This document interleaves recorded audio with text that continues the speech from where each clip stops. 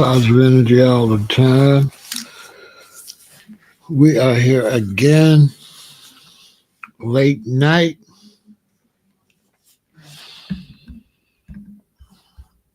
I just finished the live, got off live, my phone ringing. People are not really happy. There is some tension.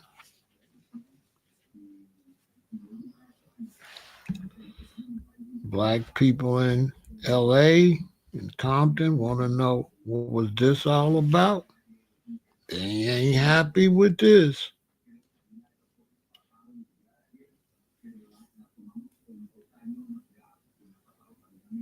They ain't happy with this. They saying it's straight hate. That's what they saying. They saying don't be asking us, don't be talking about no brown and black love. Don't say that shit to me. Don't say that to me right now. Don't say nothing to me about no brown and black love right now. I'm not trying to really hear that. You know what I'm saying? I'm not trying to hear that right now.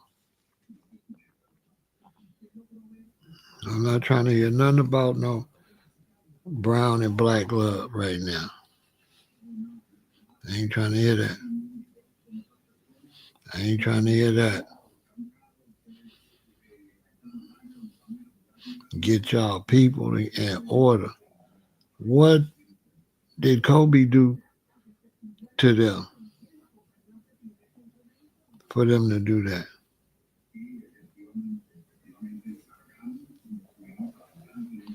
What did Kobe do to the Hispanic community to do that?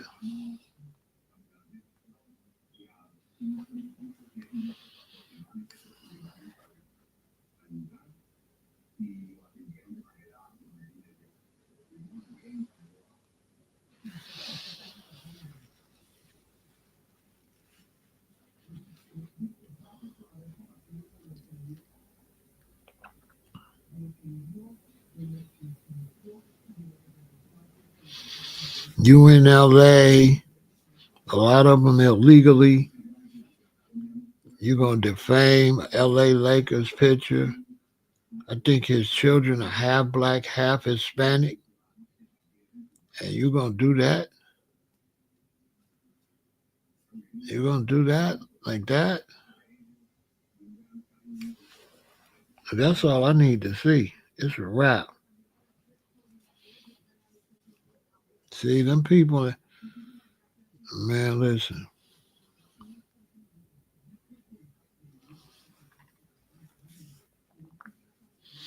That got me tight. I ain't gonna lie.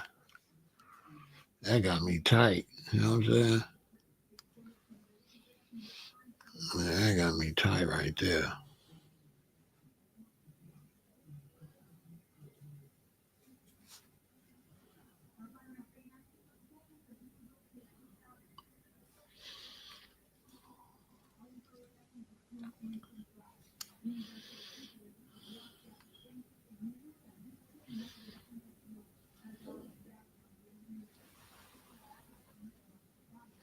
That got me tight right there. At first I was gonna be like, well, I'm just not in it. I'm not gonna be cheering against them. But now right now, mm,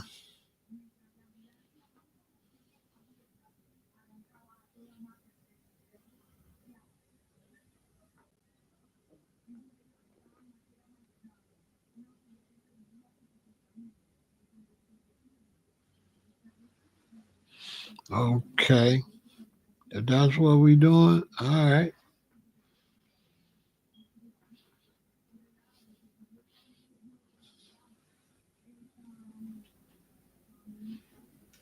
Okay. You see black people, see? See? We can't be doing all this kumbaya like that.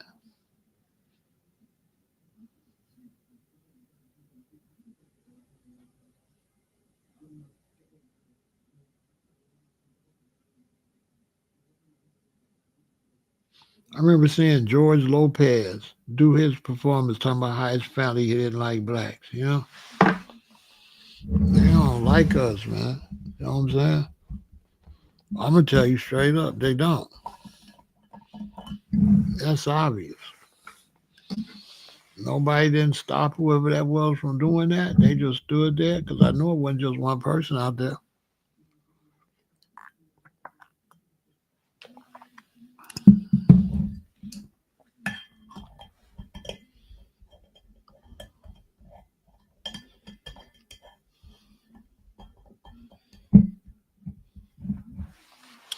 Ain't gonna be no civil war. They ain't got no numbers to do no civil war. Man, there ain't gonna be no civil war. They ain't deep like that. They did this about on the Kobe's picture before. See what I'm saying? They ain't got no numbers for no civil war, nothing like that. They ain't built like that.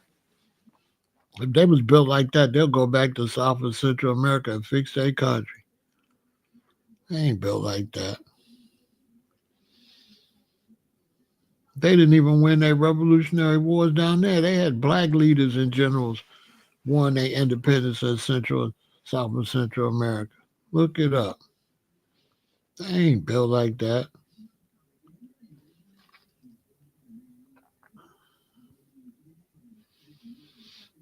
They ain't like that. They is not like that. But when you put that bad energy out,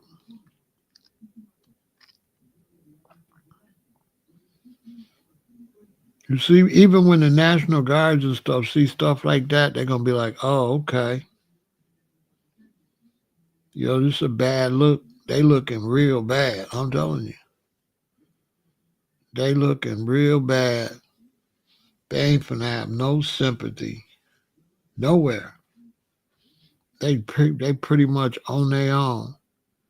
And what happens when the government see you on their own? They gonna do them dirty. They gonna like y'all ain't got no backup.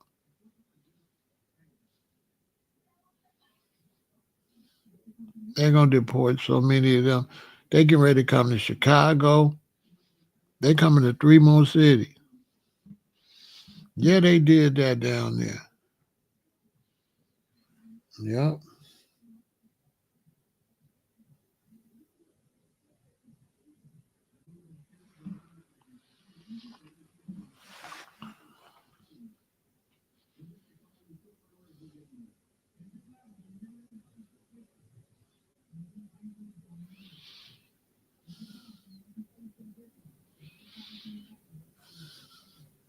I don't know what they mean. They don't want nobody dating outside their race when they mix with Spanish. When they mix with Spanish conquistadors. Good to see you, Cat.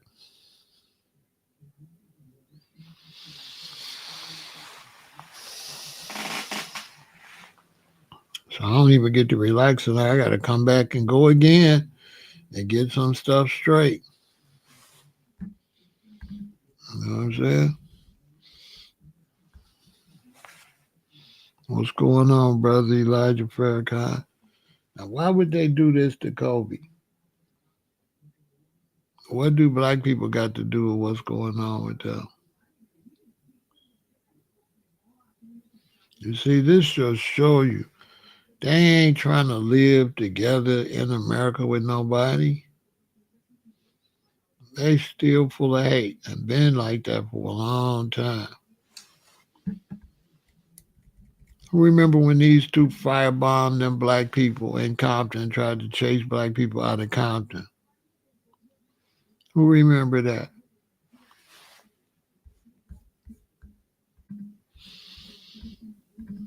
Who remember them?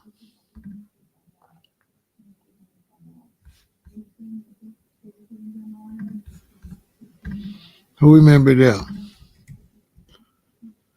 Hate crime. Hispanic gang members suspected of driving black families straight out of Compton. This was in 2013.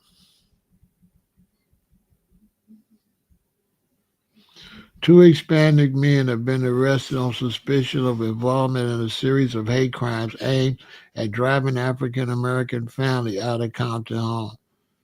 The alleged hate crimes began December 31st, 2012, according to the Los Angeles County Sheriff's Department, when one of the male victims was on his way home on foot in Compton. The victim says he was approached by a black SUV carrying four Hispanic males who identified themselves to him as local gang members. The gang members told the man he and his family were not permitted to live in the area because of their race. Additionally, the men in the vehicle shouted out racial epithets and threats of violence at the man, who feared for his life and began to run towards his home. However, the man was chased by the gang members and ultimately got out of the SUV and beat the victim with metal pipes. One of the suspects, 21-year-old Efren Marquez, allegedly pointed a weapon at the victim and threatened to shoot him while he was allegedly being beaten with the metal pipe by 19-year-old Jeffrey Agala, according to LASD.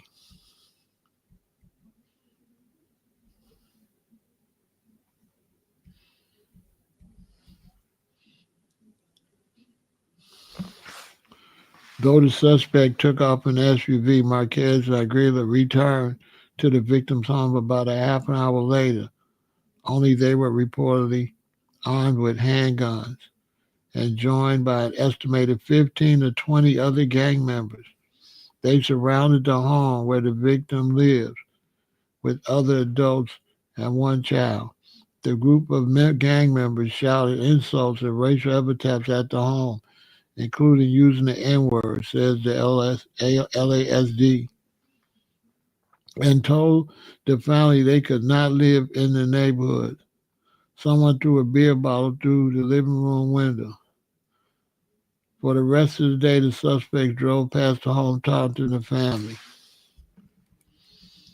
Marquez and Aguila were arrested on January 24th and charged with a hate crime committed for the purpose of violation of civil rights and ability to commit violent injury one on another, and were being held for $95,000 bail. Aguilar is a resident of the Compton and Marquez a resident of Riverside County. The LASD added that while executing a search warrant stemming from the investigation in Compton, deputies were assaulted by a male teen Hispanic who was allegedly also a gang member. The minor fought with deputies and attempted to forcefully remove the deputy's gun from his holster. The suspect was also arrested and booked at a local juvenile detention center and was considered a third arrest affiliated with the case. I ain't gonna read the rest of it. We know how they act.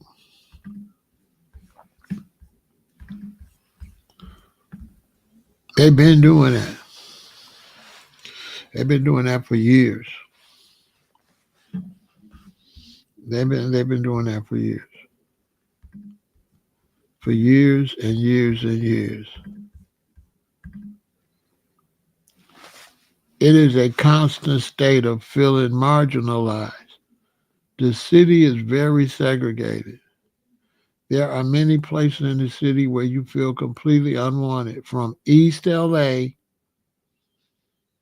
to the Valley to West Side to Beverly Hills and Bel Air.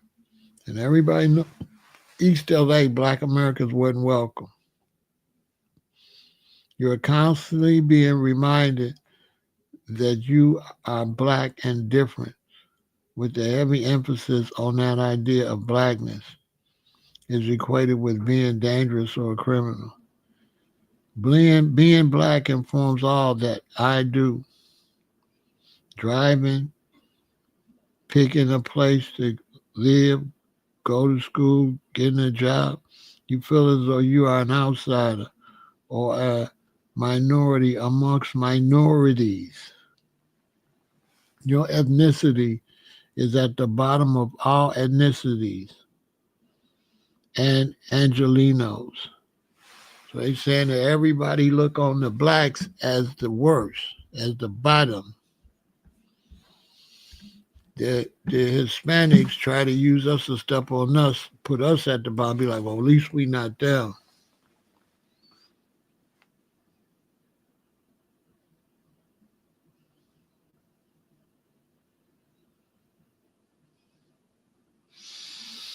Well,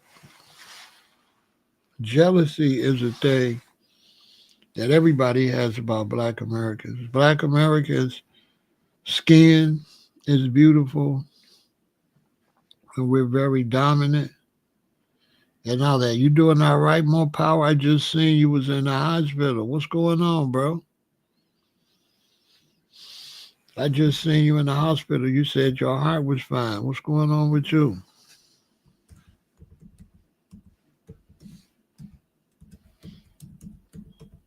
You out? You out the hospital or you still in there? I just seen it on I just seen it on Instagram.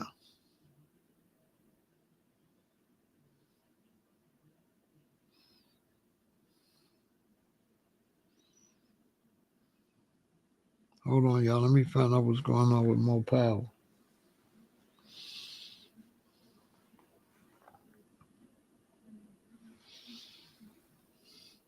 What you in there for? Bro, don't go on working on that garden. Don't go lay down for a while. What you in there for? What was happening?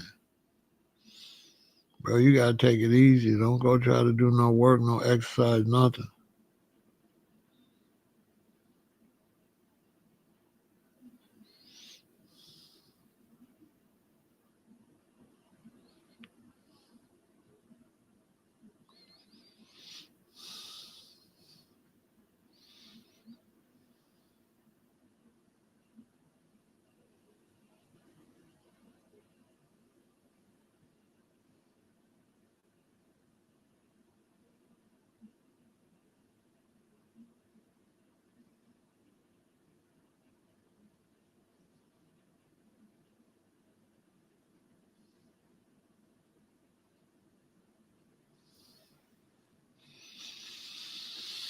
Yeah, you gotta take care of yourself, bro.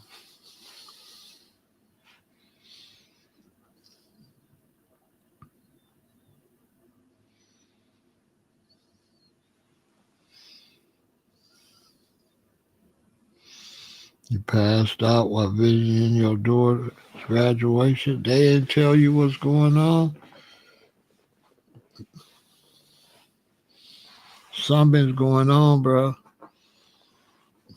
If you just pass it out like that, something ain't right. You're gonna have to get some rest, but something ain't right. You ain't supposed to be passing out.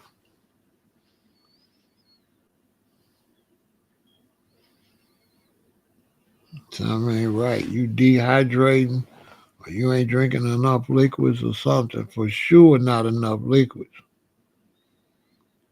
For sure. 'Cause if you had enough liquids, you might have got a little dizzy, but you wouldn't necessarily passed out. You probably tried to move around too much to get there or something like that. But that's a sign, bro. You got. I knew it. Did I say that? You was dehydrated. You ain't drinking enough. You see, I'm drinking some sarsaparilla now. If not, boom. And it's warm out there too. Bro, it's too warm in California. You're going to have to hydrate and you're going to have to chill because you could have seriously hurt yourself by passing out. I'm telling you, you're getting too old, bro.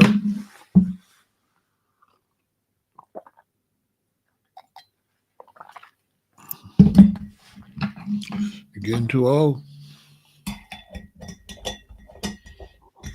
You're getting too old for that. I'm too old for that. I'm telling you, we too old.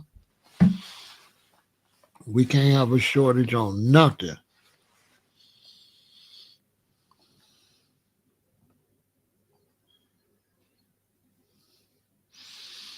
Okay, that's good. You got a good wife, but you gotta make some changes, bro.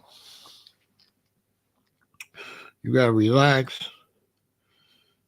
You can't exercise right now, nothing.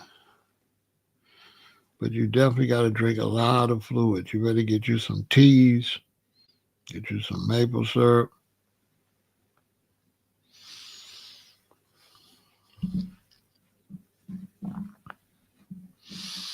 Better get you some teas with some maple syrup. You gotta leave the fried food alone. You got to eat the real good vegetables. It's warm out, so fruit. Right now, you don't even need no vegetables. You need some fruit. Get you some seeded water. Tell your wife go find you some seeded watermelons. Even if it ain't no seeds in it, you need some watermelon seeds or no seeds. Cantaloupe. You need juicy stuff for 3, 4 days. Maybe you could take a break, like 2 days of fruit, then a nice dinner and stuff or some regular plant-based food, and then back to some fruit for another 2 days and rest. You know what I'm saying? You gotta hydrate. You gotta clean out your body. You gotta rest. All right, keep me informed. I'm gonna DM you, man. Give you my number. I DM you. Get some sleep though. Get off the internet, bro. Get off here. Get off the phone, bro. Put the phone down, turn it off, and chill. That phone will stress you. You know what I'm saying? Y'all ain't never noticed you be on the phone, it be stressing you. It be stressing you because you don't get to relax because you looking at the phone. Just watch it tomorrow when you wake up, bro. And I'm gonna send you my number. I'm gonna DM you my number. All right, stay strong. So yeah, like I'm saying, y'all, I don't know what they keep talking about black and brown love. That's starting to piss me off.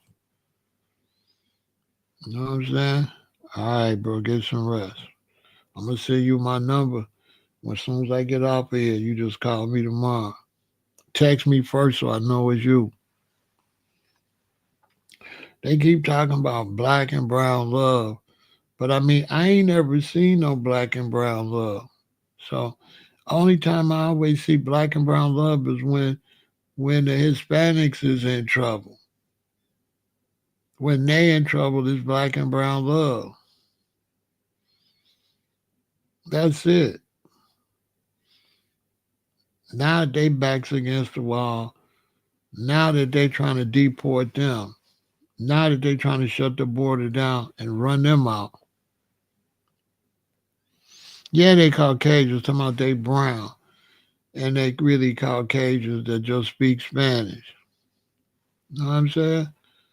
That's not cool, man. You know what I'm saying?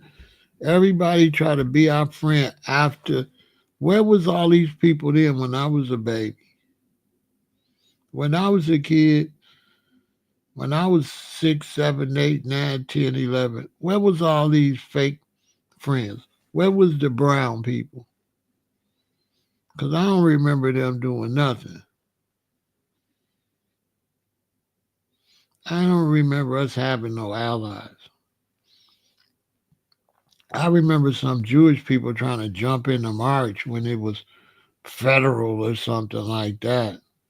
But I really don't remember them really adding nothing to benefit us. It was like they was almost jumped out there for their own self. But where was all this black and brown love?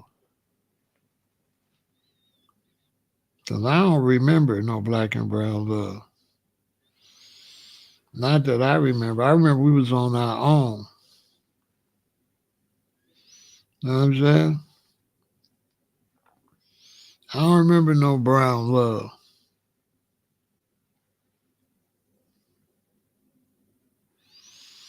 You know what I'm saying? I don't remember no brown love. And a lot of them people was the police. A lot of them people that was using that whole minority thing was the police.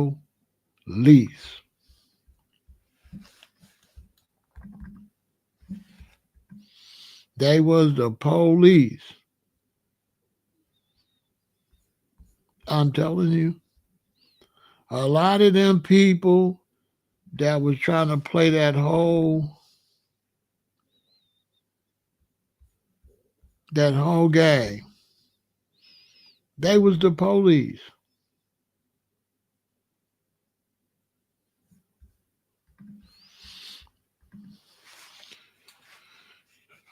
Them Hispanics and them Asians. They were the police. Remember this guy?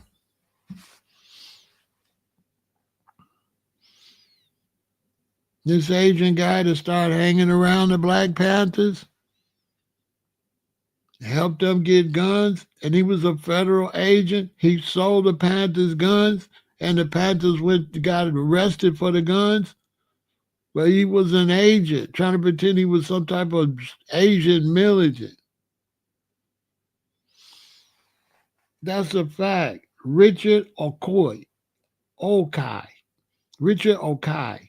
Aoki. Look it up. He was a government agent. Where the brothers went for the okie doke and started letting all these weird people come around us pretend they was our friends. Fred Hampton was notorious for that stuff. The only thing about Fred, he was bringing in spies. We ain't never had no allies. Remember the White Panthers?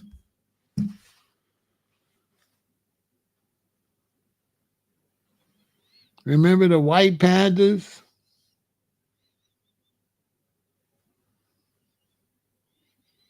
They was all, man, that was the police. You know what I'm saying? Always.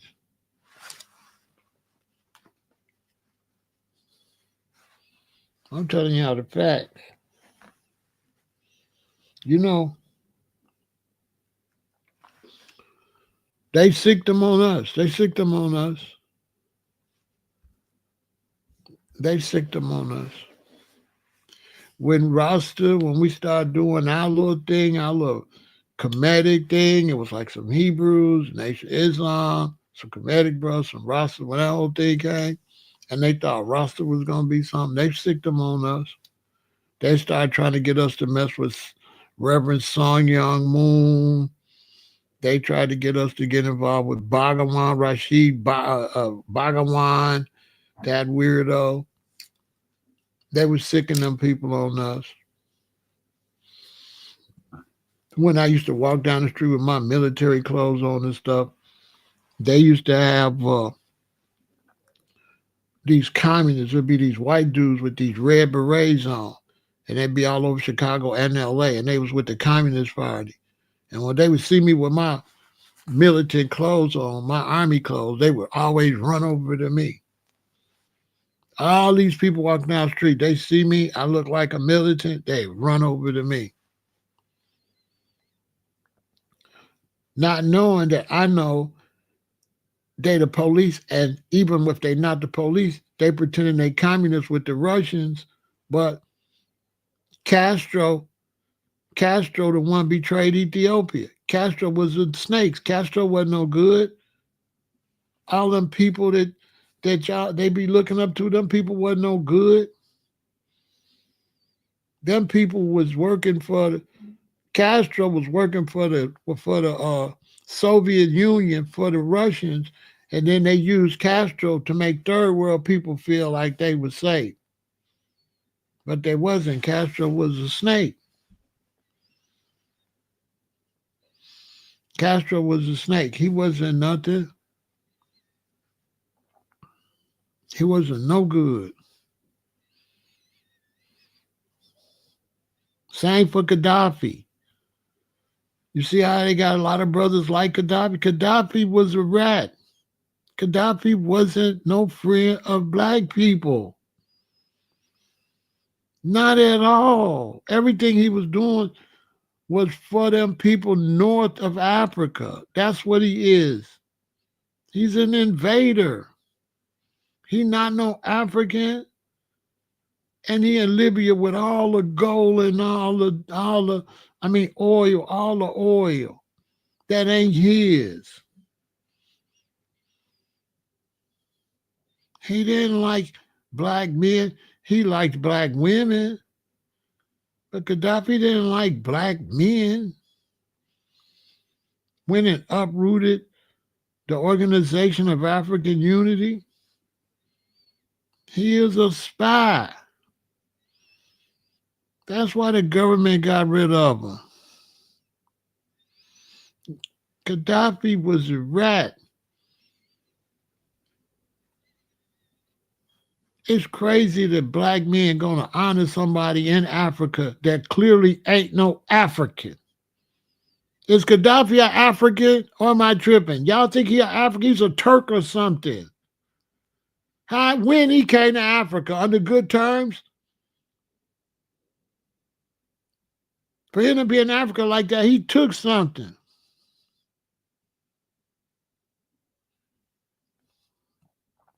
He tried to set Farrakhan up with the feds. That's why Farrakhan turned him down. Gaddafi was the police, man.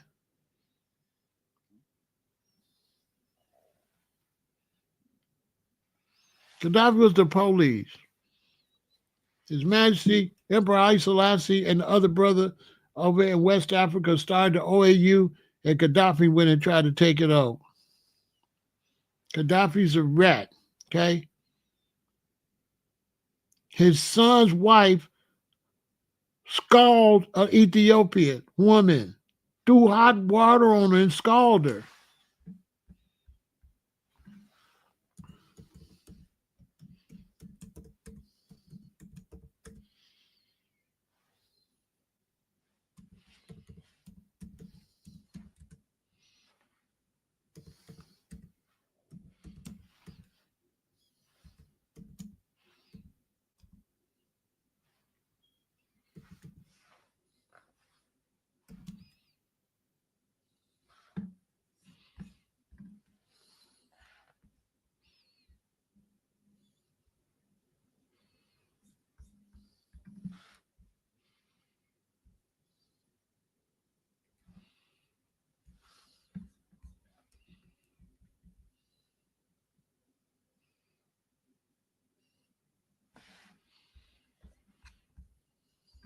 Man, listen.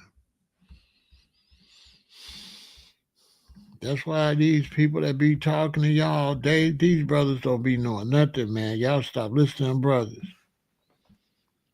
Based on the information available, there was a case of an Ethiopian nanny, Miss Mula, who was brutally abused by the wife of Omar Gaddafi's son. The abuse involved being scalded with boiling water, amongst other forms of ill treatment. You think his son married a woman that hated black people and his daddy didn't?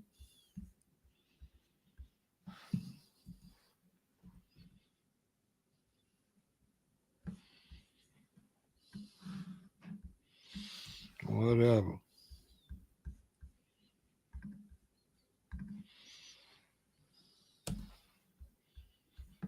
Gaddafi is a rat.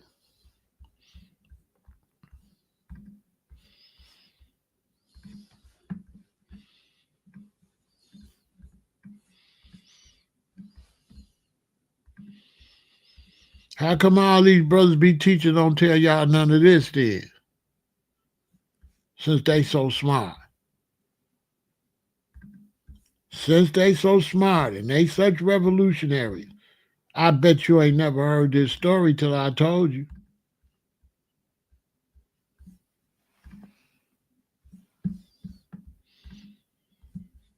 Since all these brothers got so much knowledge that love Gaddafi, why none of them told you this story? All these so-called scholars. All these so-called revolutionaries. Why they didn't tell you what Gaddafi's son's wife and what they was up there doing to Ethiopian women.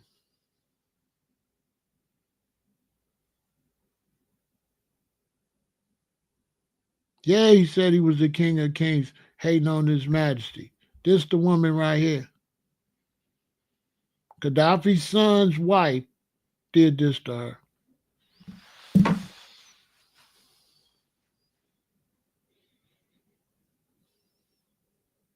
And all kind of other stuff.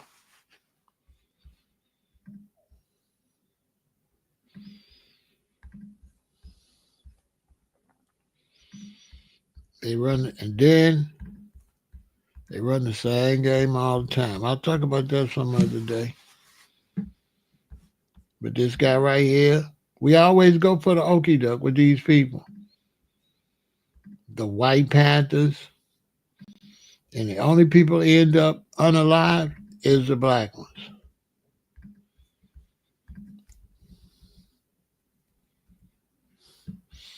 All this black and brown love. Black and brown love. Black and brown love. Come on, man. I ain't trying to hear none of that. Where was the black and brown love here? We was on our own. We was on our own. Black America, foundational black Americans by ourselves. Wasn't nobody running over here from Africa yet. Wasn't nobody running up here from the Caribbean. Wasn't nobody running up here then. They waited till this was over. Where the Mexicans? Where was the Mexicans? Where was the Mexicans? Where was anybody? Who came to our aid? When I was a little boy. Who came to our aid? They talking about soldiers and stuff. They talking about soldiers on them. What do you see? Them ain't soldiers. Them is tanks. Do you see tanks in L.A.? Do you see tanks in L.A.? Look what we facing. They talking about, oh, don't bring the military in. What is that? What is that they bought in on us?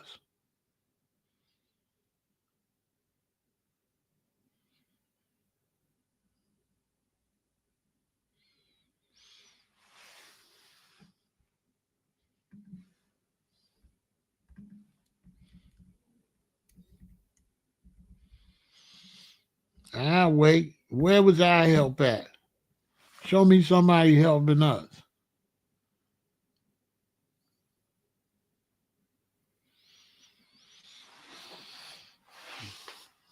So I don't know. Where's the brown love? I don't see no brown love. I don't see no brown love. I'm looking for the black and brown love. I'm looking for, let me see. I don't see it. I don't see no brown love. I don't see it. I'm looking for it. I'm looking for it. I don't see it. I don't see it. Where's that? I don't see it. I don't see it. That must be new. Yeah, that must be new. I don't see no brown. I see brown hate. 7 Los Angeles men were charged in a 10-count indictment unsealed today with participating in the 2014 firebombing of residents of African Americans living in the Boyle Heights section of Los Angeles. The defendants were also charged for their roles in racketeering enterprise that used violence and intimidation to control the perceived territory of the Big Hazard Street gang.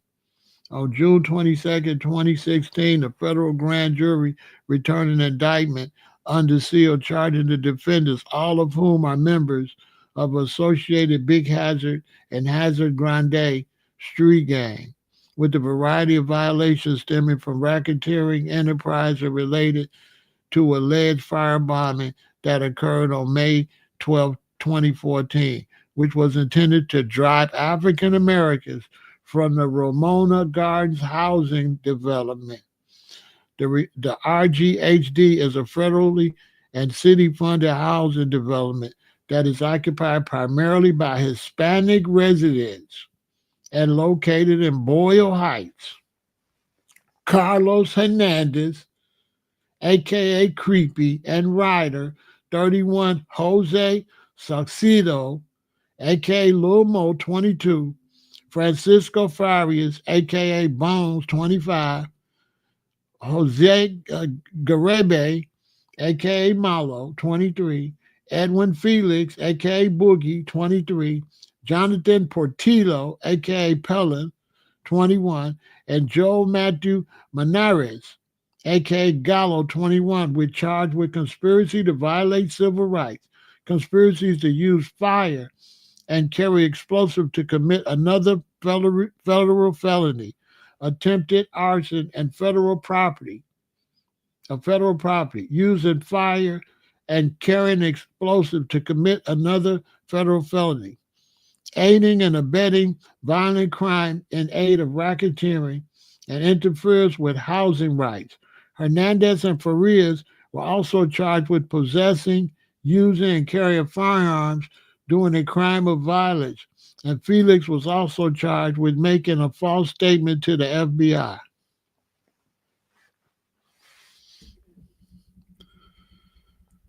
The indictment alleges that in early May, Hernandez led a hazard meeting at the location in the gang's territory. Bottom line is, they was terrorizing black people. Bottom line. Where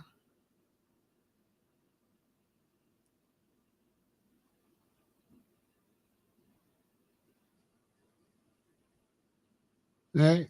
Where is the black and brown love? Ain't no black and brown love. Okay? Ain't no black and brown love.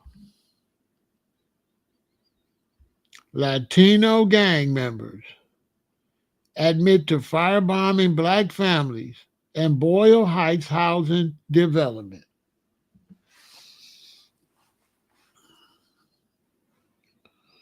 There ain't no black and no brown love, and it ain't never been none, okay?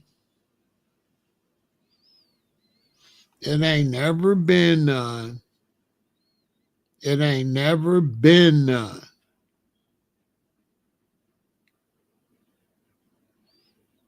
Okay? Stop with the cap. Stop with that. Stop with the cap.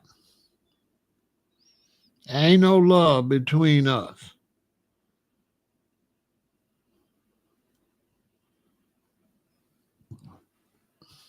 If you go to prison or go to penitentiary, the blacks cannot mess with the Hispanics. They are separated.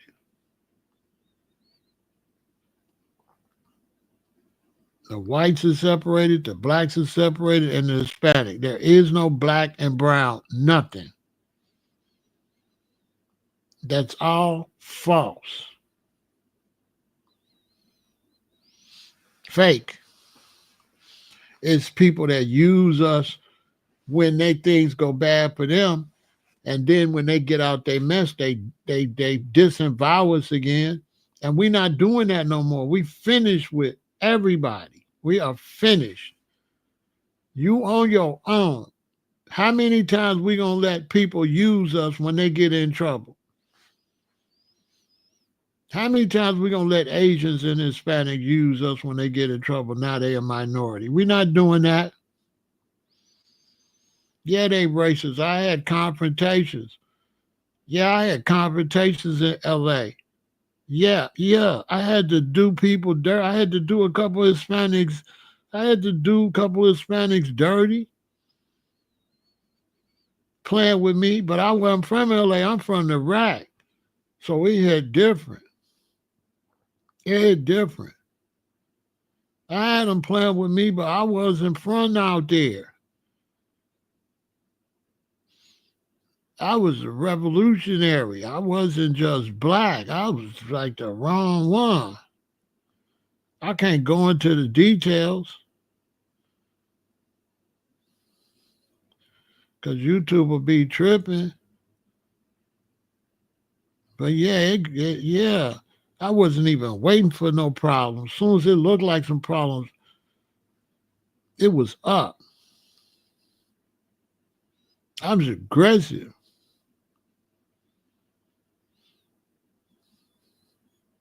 I'm too skinny to be playing. You know what I'm saying? I'm too skinny, boy. Don't play with me. I'm not playing none. I ain't got no time to be playing. I gotta move. I gotta make something happen. I'm too skinny to just be punching. And you could, I'm too skinny for that. I gotta really do you dirty.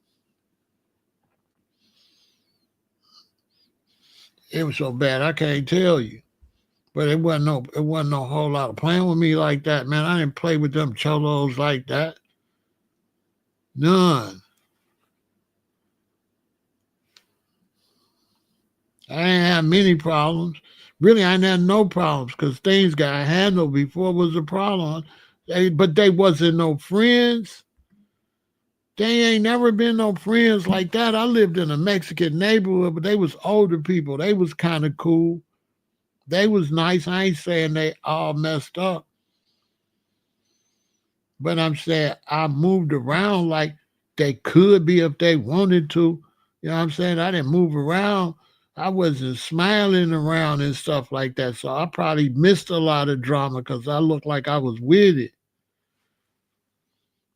So I don't think they said nothing to me.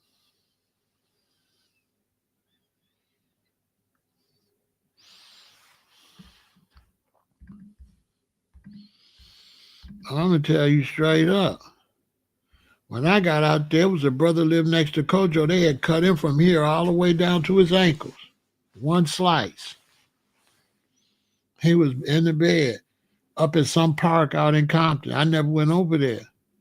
But at some park in Compton, they had attacked him over there. Because you had Mexicans who was regular fine, then you had what they used to call cholos. And you could tell they was on, you could tell the difference.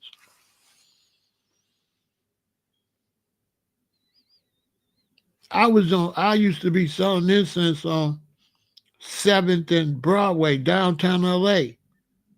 And I was standing there, and one of them cholos came and he said, "So you selling incense today, huh, bro?" He said, "How much you think you made?" That's all I need to hear. You read between the lines. No, it's like they look a certain kind of way. The ones try to look like gangsters. This back in the 80s. But anyway, he asked me how much I made so far. You know what I'm saying? Now, I don't know in LA, but I'm from the rack. So as soon as he asked me how much I made, I dumbed out because he trying to build up. Hey, you selling, you make money. He trying to build up to try me. So as soon as he said, "Oh, I see you selling this since you made money," wow, woo, wow. You know what I'm saying? Immediately, while he wasn't ready. He was gonna go one, two, three, four, five, six, and attack. He went one, two, brah. He never got to three. He never got to three.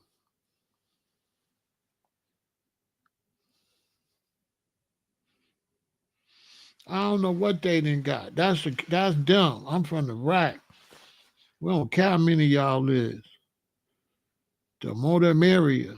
They come on, man. That's out there. After the Rodney King stuff, that's when they displaced the blacks. Because I went back out there when I got in the music business years later, and there was no blacks down there on Vermont where it used to be. It was all Hispanic. You know what I'm saying?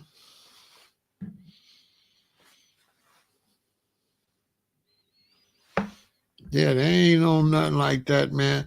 We not ain't no black and brown love. Black people stand down. Don't get involved with that. Don't get involved with that.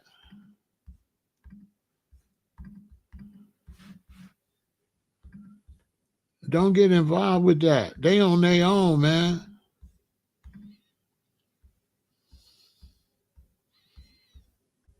They on their own. We ain't never been cool.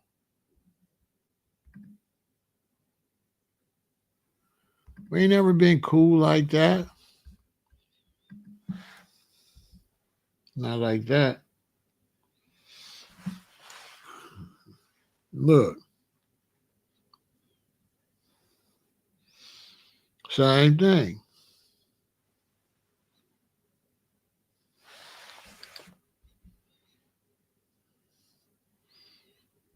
They was doing this all through They was doing this all through Compton. They was doing this all over. You know what I'm saying? This was in 2014. I had left, but I was seeing the stories. I was seeing the stories.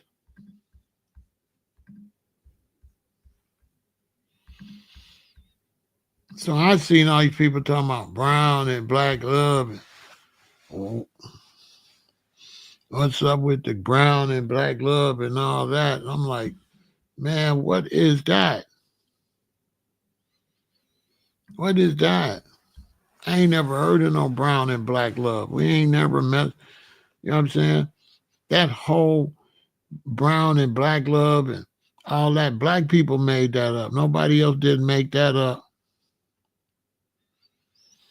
Yeah, it's a difference, but in the penitentiary, we don't mess with them. I ain't never been to the penitentiary, but I've been to the county jail. We don't mess with them. We separated in there. Here in Chicago, they can ride with the pinball if they're on the fire, but they still got to ride over there. They can't ride right up here and all over here. They got to go over there. Because, they be jumping out of, them Mexicans be jumping on blacks when they make bail at the county. Sometimes you make bail, it's like 1 in the morning. You got to stay out there till your baby mama get there. She might not get there to 2, and if they see you, they'll jump you outside the county jail. But they won't do nothing in the county jail. See what I'm saying? In the county jail where they outnumbered, they smiling. But then they catch you outside, then they jump you. It's always been like that.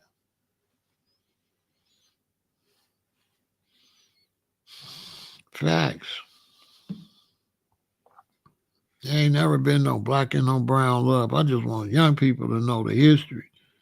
There ain't no black and brown love. You know what I'm saying? We on our own, be on our own. Stop trying to be everybody's savior. We ain't not trying to save them. And they ain't got no respect. Look what they did to Kobe.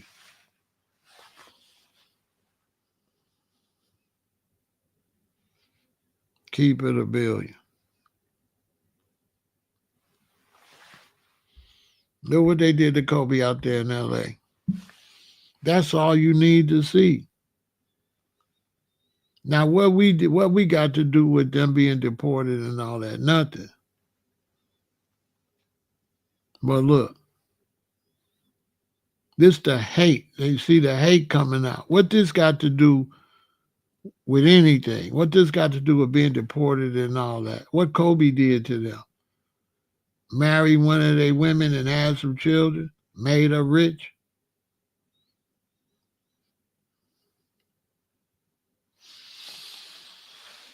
Then what they did to Kobe out there in L.A. Don't y'all be caring nothing about them in L.A. like that. I'm trying to tell you. Them people do not like us. They just be using us. All of them, they be using us. How many times y'all gonna go for the okie doke?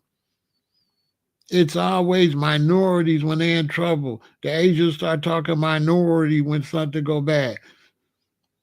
The Hispanics start talking minorities. We minorities, we gotta stick together. They all over the place asking where we at. Where we at? Where we at? This is what they asking, y'all. They asking where we at. Why we don't come out and stand up with them? Have we heard from them?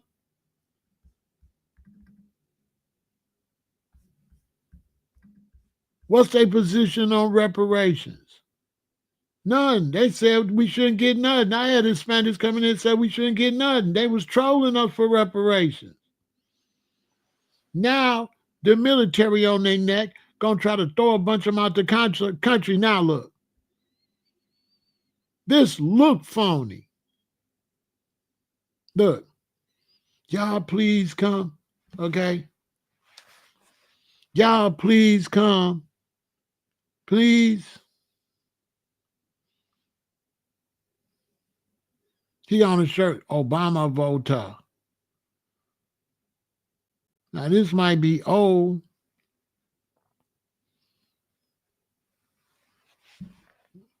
This might be old. But no, we not doing none of that. They all on social media asking where we at. Maybe y'all don't know what I'm talking about. Man, they all on social media asking where we at.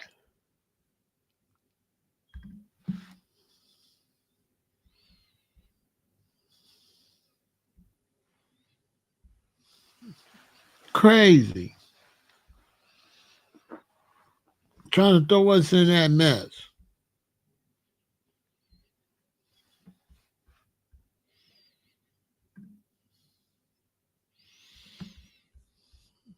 Man, stand down. Don't y'all get in that mess. I just seen a Hispanic lady. She asked him where we at. Then the other Hispanic lady come and say, leave them alone. Told her to leave us alone. She told her right. She came and said, leave black people alone. She told her right too. Man, leave us alone. Don't mix us up in that. Don't mix us up in that. Deal with it.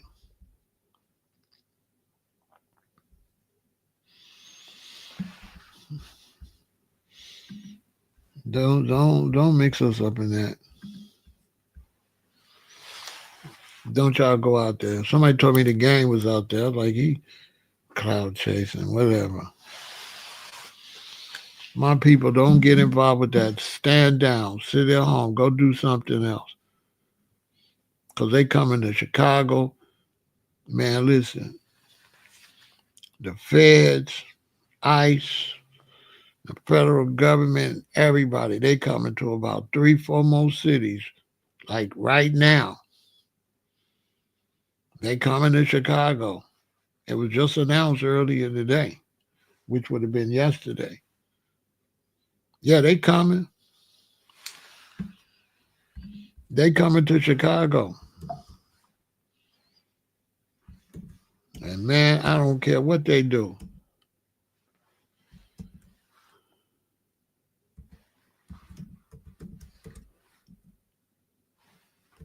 But Chicago blacks better sit down and stand down. They better stand down. They better not go out there messing with that. Man, don't put us in that. We don't need no fake friends, man.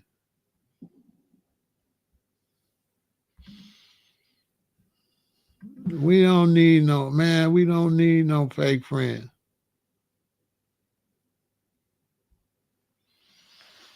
On my soul.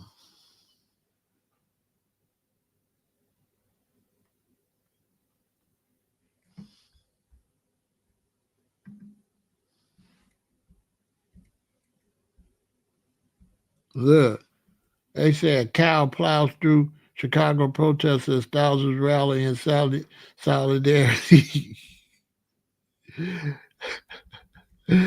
Oh my God. I ain't seen the news here yet.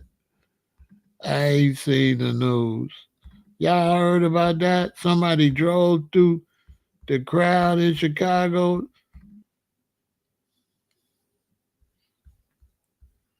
on June the 10th.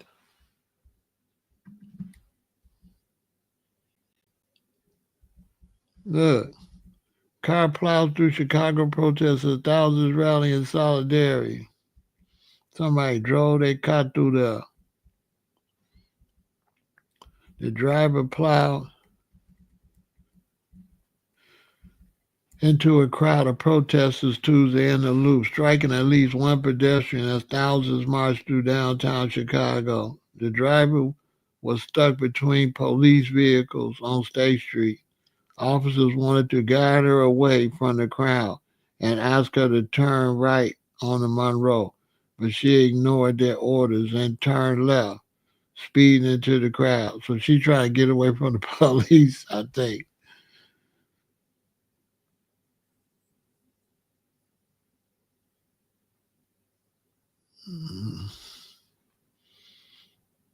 See, here we go with the foolishness.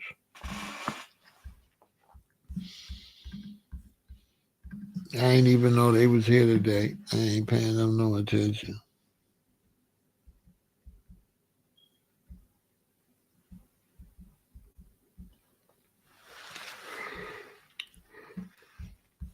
But ICE is on their way, and when they get here, you know what I'm saying? Man, we black folks don't need to go out there and deal with that. You know what I'm saying? First off, these people is illegal. So I don't know how they trying to have any type of anything to stand on when you are an illegal immigrant. You're not a migrant. You are illegal. You have crossed the border illegally. And you should be arrested. They should be put in jail and prison first to do their time for crossing the border and then sent back to their country after they did their time.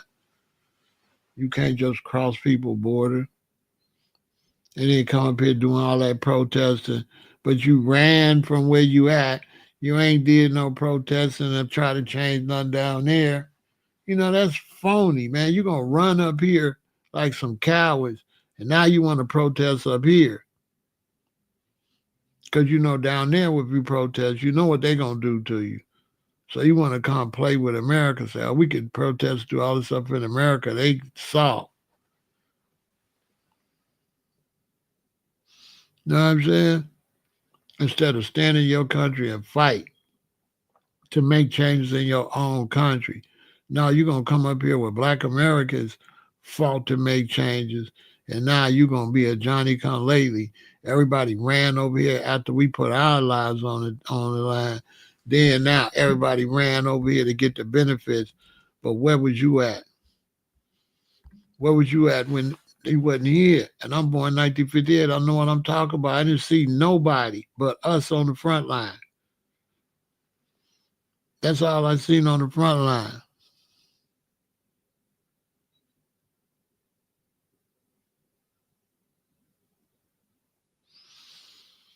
You understand? Some black Americans considered it, but very few. The Back to Africa thing was not popular. Not at all. That was very unpopular. Very. That's like if you got 100 people and three said they're going to go back to Africa. That's what it was like. Pan Africans was nobody compared to the rest of the population. Like me, I was the only one in my whole family. Ain't none of them wanted to go back to no Africa at all. And out of the small percentage wanted to go back, 90% of them was frauds.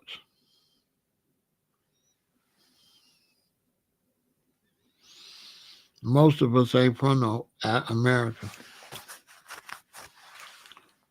So I don't know. Y'all stop. Y'all listening to people. Most of us was brought over here and bred here, but you was bred from African. So I don't know. Y'all listening to some of these weirdo Moors and these weirdo people. Slaves was bred. Slaves wasn't brought over here. Just the ones they was gonna breed was brought over here. So that's why they got y'all saying you wasn't brought over here. You thought you was already over here, but you was bred over here from slaves. Slavery was a breeding. They bred you. You not from here. Your relatives was brought over here and bred like chickens and okay.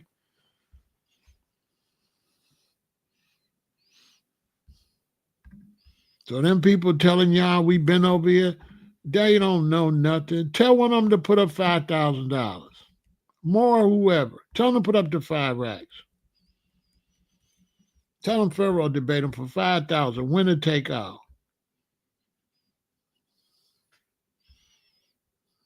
Y'all stop listening to these people, man. They don't study. They just be talking. And a lot of times they make up stuff to fit their agenda. A lot of that stuff Moors make it up to try to fit their Moorish agenda. It be all trash. Anybody got any knowledge know that slaves was bred like chickens. When you got people like Lord Jamar, where were the slave ships? That's how you know you got somebody that don't know nothing. And these are little boys. So tell all them little boys to come get at the big dog. Tell all them little boy scholars that was born in the 80s and the 90s. Tell them to holler at me so I could take their damn money. Them people y'all be listening to we was already here. Man, bullshit, okay? There was not enough black people here to pick all that cotton and all that. There was a few black people here. But come on, man. Stop listening to that bullshit. These people y'all listening to don't know nothing, okay? They some brand new niggas that's making it up as they go. They don't know nothing. They very misinformed. We got to a point where around the Netta era, where everybody wanted to make up new doctrines. Everybody wanted to make up a story. So they all started looking for stuff, taking little straws and making stories up.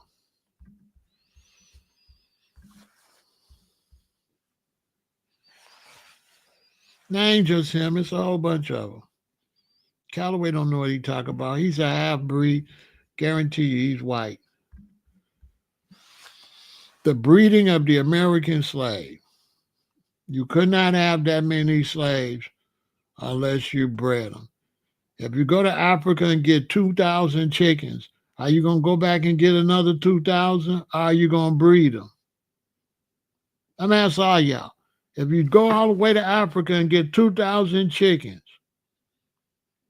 it take you 6, 7 months to get back over here.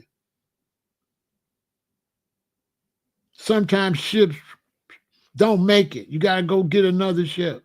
Once you get them 2,000 chickens over here, are you going to breed them? Are you going to go all the way back to Africa? By the time you get back, guess how many chickens I done bred? By the time you go to Africa and get back, I got 3 times as many chickens. Duh.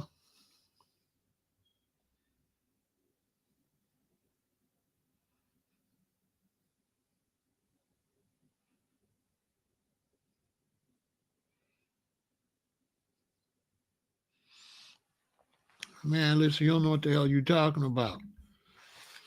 My mother is Sue. My mother is Sioux. And if your day was Cherokee, they made black African Mandingos sleep with them to have babies. That's a fact. And I got $5,000 if you dark skinned, you got African DNA.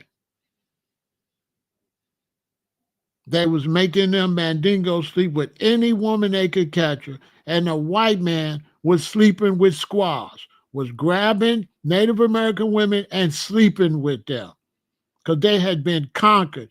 Show me a conquered people. Okay. Show me a conquered people that they didn't rape. You understand? So once they had them Mandingos, any woman they caught or got control of, they was breeding slaves. Because all they want is somebody to pick the cotton. They don't care. It don't gotta be a special person to pick the cotton. They need the cotton picked. Because my mother's Sioux, my great grandmother's Sioux. What the hell she doing in Alabama? And why her husband was black? Because her husband wasn't no Sioux. Because I'm Sioux in Africa. My mother's side was Sioux in Africa. My father's side was African with some white. Even though he was dark in Africa, but there was some white men mixed in there that was sleeping with them women. But slavery, all y'all always remember, slavery was a breeding. And this way they try to make you think somebody went and got slaves. No, slavery was a breeding. And slavery was brutal. And y'all live and y'all know people is snakes. So even if you was free, even if you was a Moor, whatever, if they caught your ass, if they caught you, they put you into slavery. So the Moors is just talking nonsense. If they caught you, they put you into slavery. That's why a lot of brothers, when they came from the Caribbean up here, they went to Liberia. You know why they went to Liberia? They was scared they would be put into slavery. Look at the brother that was pushing repatriation.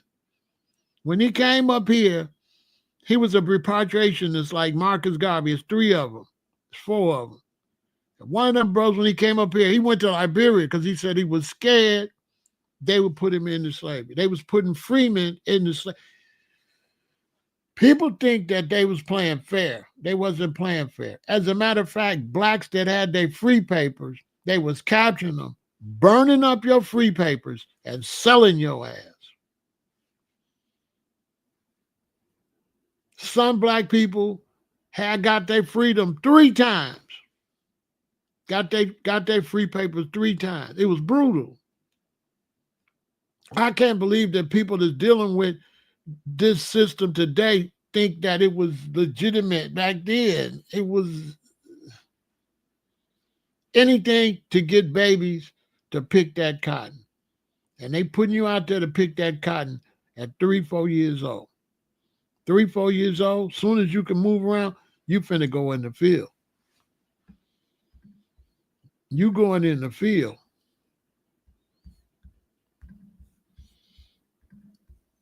You going in the field. Period. You going in that field. Women, children, everybody is going out there and picking that cotton from sunup till sundown. Sometimes they wouldn't even feed you. Fact, and it's documented. Y'all don't think them kids is picking cotton? Them kids is picking cotton. You see a little boy with the cotton sack around his neck.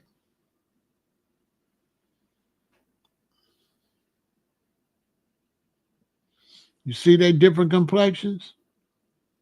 You see the woman's complexion, you see the man complexion, you see the woman is from a different tribe, a different skin tone. You see the little baby by her right? See that baby don't look like nobody else? Look at the baby to her left and the baby to their right. They don't even look like they come from the same people. No, I can't, CEO. It was unbelievably brutal.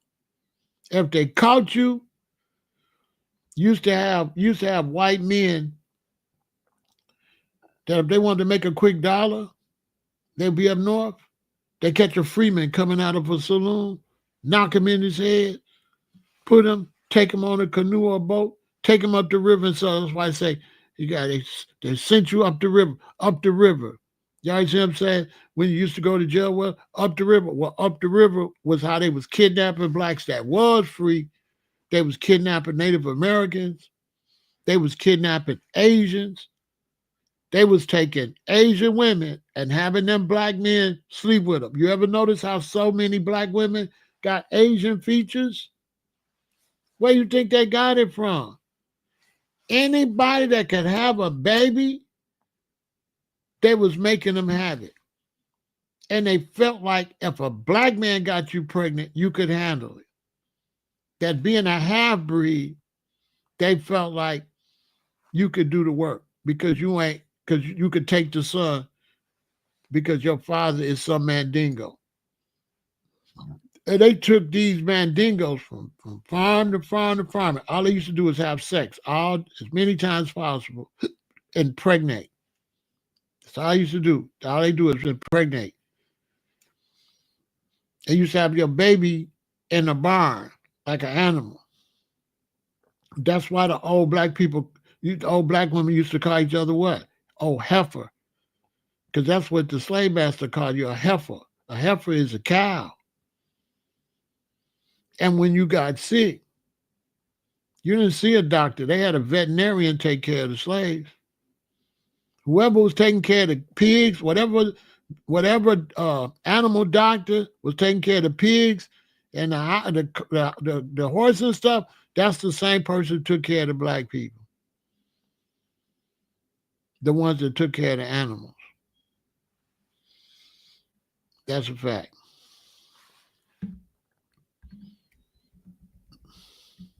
It was brutal, y'all. This history they not gonna tell. They ain't gonna tell. They ain't gonna tell. They ain't gonna tell that. So when they say you was already here, yeah, my mother's grandmother, my great great grandmother, she was already here, but her bloodline ain't the only bloodline. This is where they get confused at. My great great grandmother, my mother's side, yeah, she was here, but all them babies ain't her bloodline. Them babies got African bloodline mixed. See what I'm saying? See, this the part, they don't want to tell you that part because they're not really teaching black Americans that slavery was brutal and it was a hustle. And it wasn't just slave owners. It was anybody, everybody was capturing us and selling us to make some money.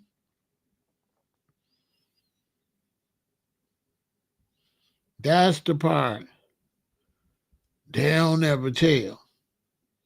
See, they leave that part out, that it was a hustle.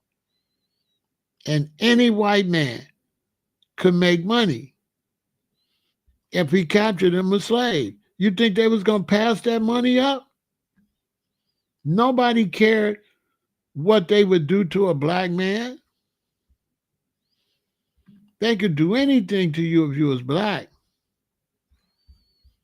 They was all getting money. Drunks, everybody was getting money.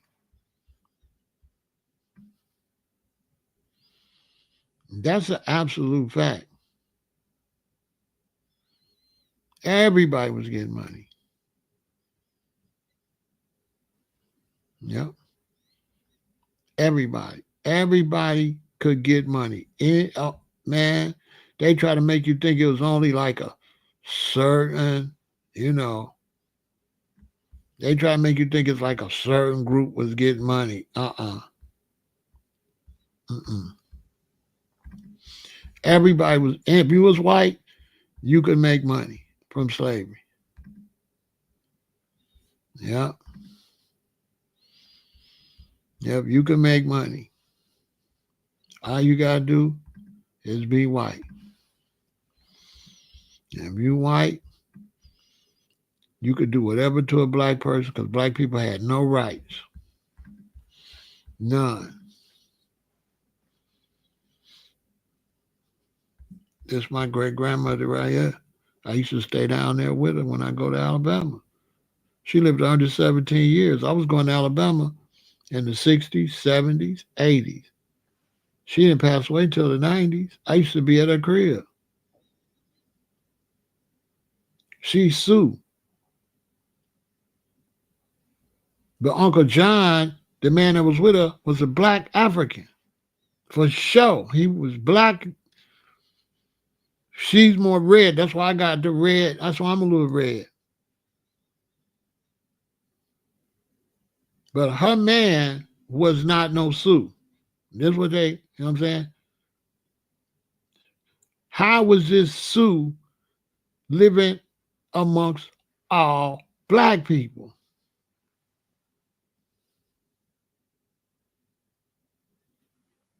Yeah, they call them my lord, especially depending on where they was from. If they was from a place where they called them lord over there, then they make you call them lord over here.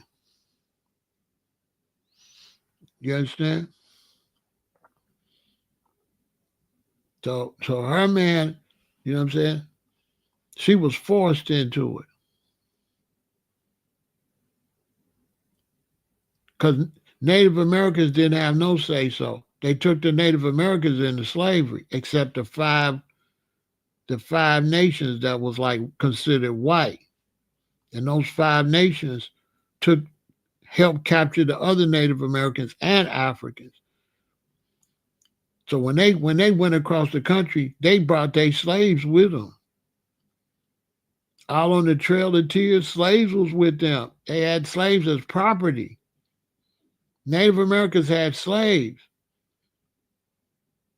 that they end up selling to white people.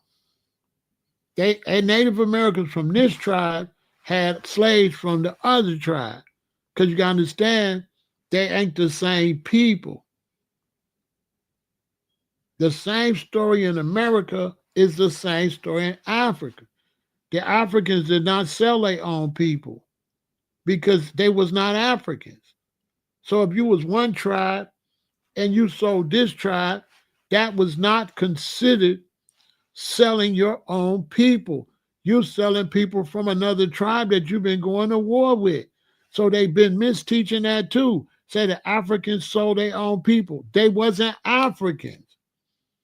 If you Badute tribe and you sell Tikiti tribe, they not Debute. They Tikite. So you sold the Tikite. You didn't sell no Africans. There's no such thing as Africans. So how Africans so Africans when there's no such thing still today as no African? African is a fake word. African is no such thing as African. Hell, there ain't even those Ethiopians.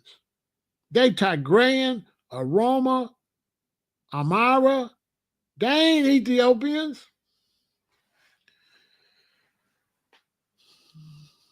They ain't even Ethiopians. Yeah, I'm saying, hey, viral. They ain't even Ethiopians. They wasn't no Native American. That's why I call them indigenous nomadic. Because there ain't no such thing as Native Americans. Because they wasn't even native to America. They was nomadic. They was from up in Canada, and some of them was from Canada and Alaska up there that looked kind of like Eskimos. And the other ones was from East, South and Central America, West, South and Central America, Central, South and Central America, Haiti, the Caribbean.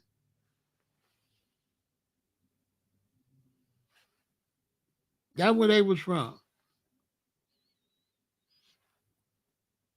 There was very few that was up here a long time, and they wasn't from here either. People didn't stay in one place after they had all them wars. People, all these big civilizations, once they had wars, they was all nomadic. All of the West Africans came from East Africa. Go watch Queen Mother Ghana. Go watch Queen Mother Ghana, and she gonna tell you they all came from East Africa. Every African. She said we came from Egypt. Go watch Queen Mother Africa. She said they all came from Egypt. And when they got so far west, these went here, north, these went there. Some went up to Senegal and stuff. Some went to Ghana. Some went to Nigeria, like that. Some stayed in Burkina. That's the real history. They all came from Egypt.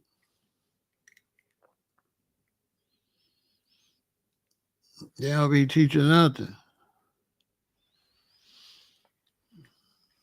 No, they wasn't to say it's a whole bunch of Native Americans. It's a whole bunch. They was a whole bunch of them. Some of them was Aztecs. Some of them was Incas. Some of them was the children of the colonizer, because back in them, when the Europeans or anybody would conquer you, they would breed you out.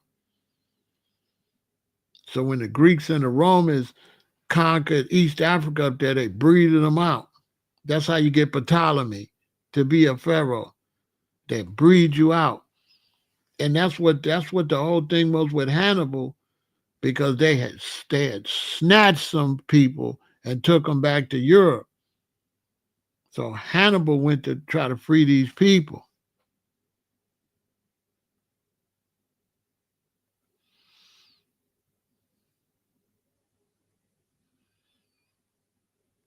Yeah, it's people been over here, and then that's not even counting Pharaoh. That's not even counting Mu and Atlantis, because people came from Mu too, but it sunk.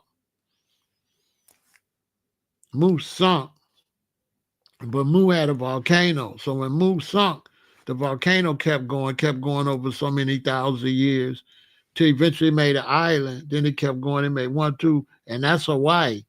So Hawaii is the top part of Mu, built by the volcano. So if you go down under there, there's a whole civilization under Hawaii. And then Atlantis didn't have a volcano. So when it sunk, it's just underwater. That's on the other side of Africa, on the side of East Africa. Mu was on the side of West Africa, on the other side of where the United States at. And then Atlantis was right there, down there on the other side of East Africa. And that's something, because they was fighting. They was fighting. They was doing all kind of crazy shit. Like world history is crazy. They was doing all type of crazy shit. They was doing like the Tower of Babel fell, tore everything up, split all the continents. Then they got the fighting that blew up, sunk continents, sunk continents and stuff. It's crazy. The history of mankind is so old that nobody knows it. I don't know the details of it, but we will, because the knowledge is going to be revealed. But I know the basics. They was fighting, tore stuff up. They got artifacts from Mu, and they got artifacts. They got a lot of artifacts from Atlantis. As a matter of fact, they got pictures of Atlantis. Deep sea divers been down there. Big old pharaoh heads and stuff down there.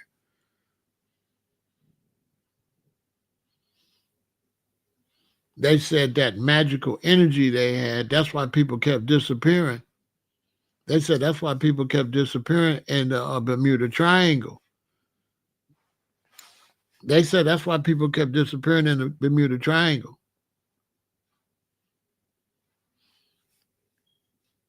Yep. They said that's why people kept disappearing in the Bermuda Triangle because all that magical energy up under that water over there. But anyway, y'all, listen, Black Americans, stand down. Don't get involved in that situation. Stand down when they come to when ICE and stuff come to your area and you hear they coming.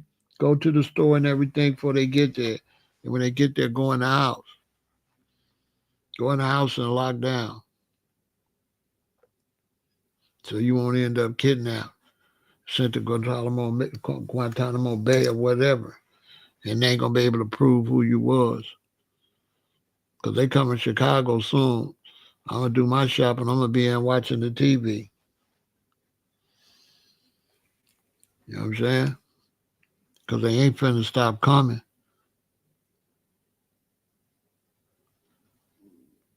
Where do the people end up? Nobody don't know, Ness. Whole airplanes just disappeared. Whole ships just disappeared.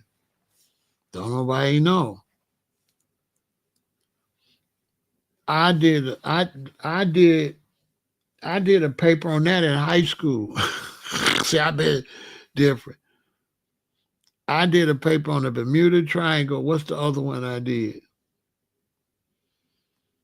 I forgot the other one, but I remember I did the Bermuda Triangle. They just disappeared. Don't nobody know.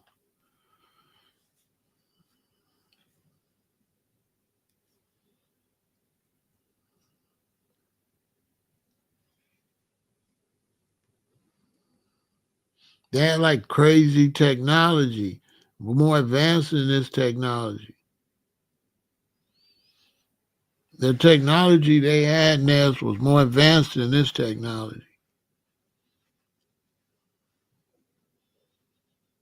They didn't have advanced technology at least 3, 4 times and tore it up.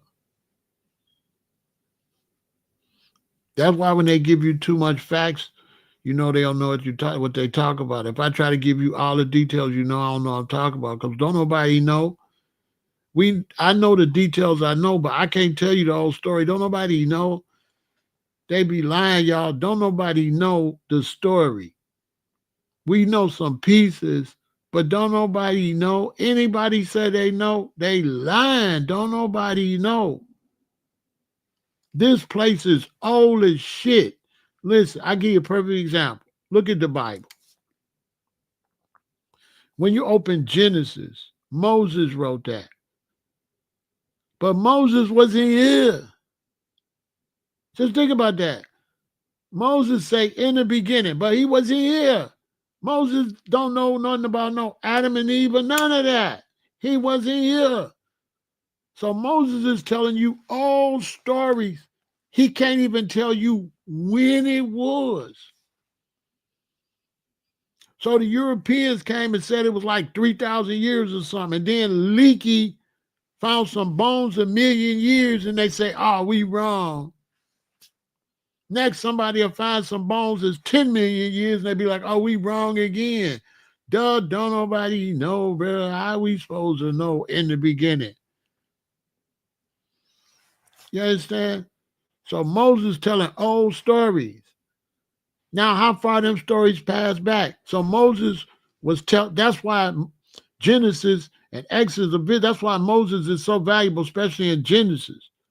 Because when you read Genesis and you hear Moses talk about the beginning out of me, you are hearing stories told by word of mouth that he heard. That's why them stories are so valuable because he's telling you what everybody used to be saying back then. It doesn't mean it's true, but it means this is what people were saying. And because he was raised as an Egyptian, he wrote it down. That's why Moses wrote the first 5 books of the Bible because he was raised as an Egyptian. He wasn't raised as no Hebrew. His mama was a Hebrew. His mama was Joseph's sister. His daddy was a Menifist. So he was raised the way his daddy, but his mama used to drop knowledge on him.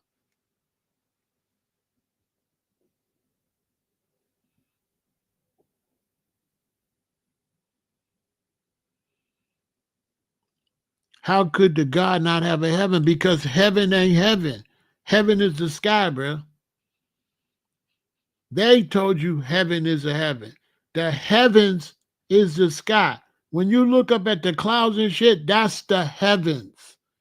There is no heaven. It's the heavens. There's no heaven. It's the heavens, which is the sky, bro.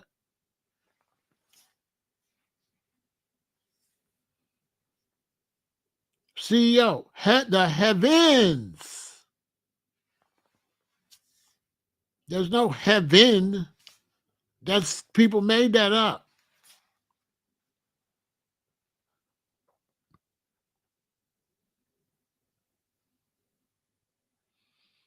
There is no heaven. It's the heavens. You understand? You see, CEO? And the reason people was praying up, because the holy men used to go up in the mountain. So when Moses go up in Mount Sinai, they was praying. They wasn't praying in the sky. They was praying up the mountain.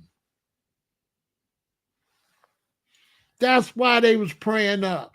Well, by the time you get to this time, they just got them praying up to the sky. No, they used to pray to the mountain because all the mountains was holy. Look up the Kenyan story. Same thing. Everything happened what? Up on Mount Kenya. All the gods was Mount Kenya. Look up Hercules. He on Mount Olympus with Zeus. So they was never praying in the sky. They was praying up these holy mountains. They wasn't praying in the sky. They took the mountains away and got people doing it. That's crazy. Hey, think about it. They just got rid of the mountains and got you praying up. No, they was praying up the mountain. Moses met whoever that was that gave him the Ten Commandments up on Mount Sinai. So they was praying up to Mount Sinai. They was not praying in the sky. There is no heaven. It's the heavens. It's a divided the firmament and made the heavens. And all you do to make the heavens is make moisture. It's called terraforming.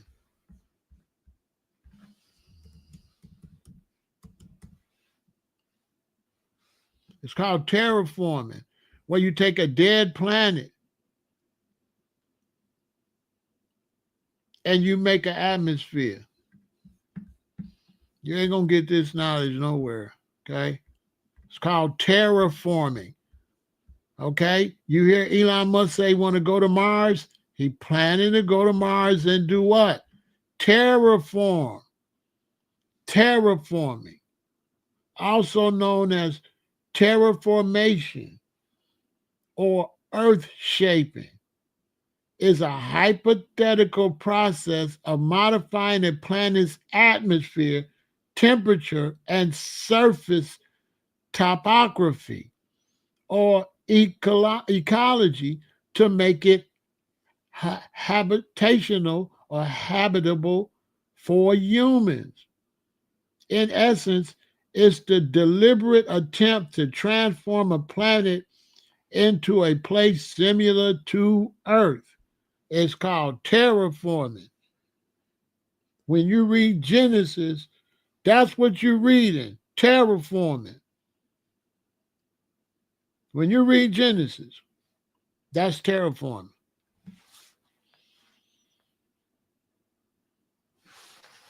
You think I'm lying? Watch. Watch. That's terraforming. Look.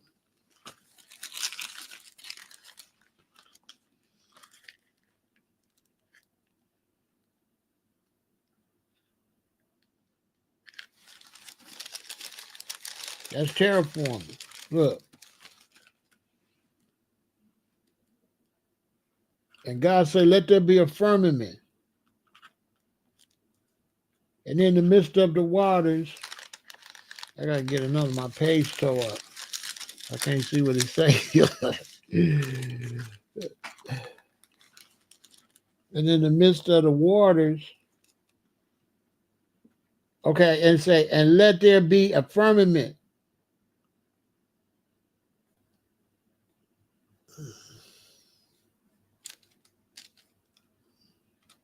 Dang, man. I tore my stuff up. I don't know where I'm at. Okay, and God called a light day, and he said, and God said, let there be a firmament in the midst of the waters, and let it divide the waters from the waters. And God made the firmament and divided the waters which were under the firmament from the waters which were above the firmament. And it was so. And God called the firmament heaven, the sky.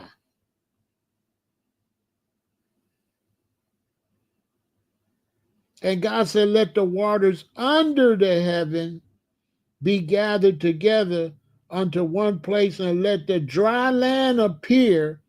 And it was so. That is transforming. You can see heaven wasn't no place you go for judgment day if you read Genesis.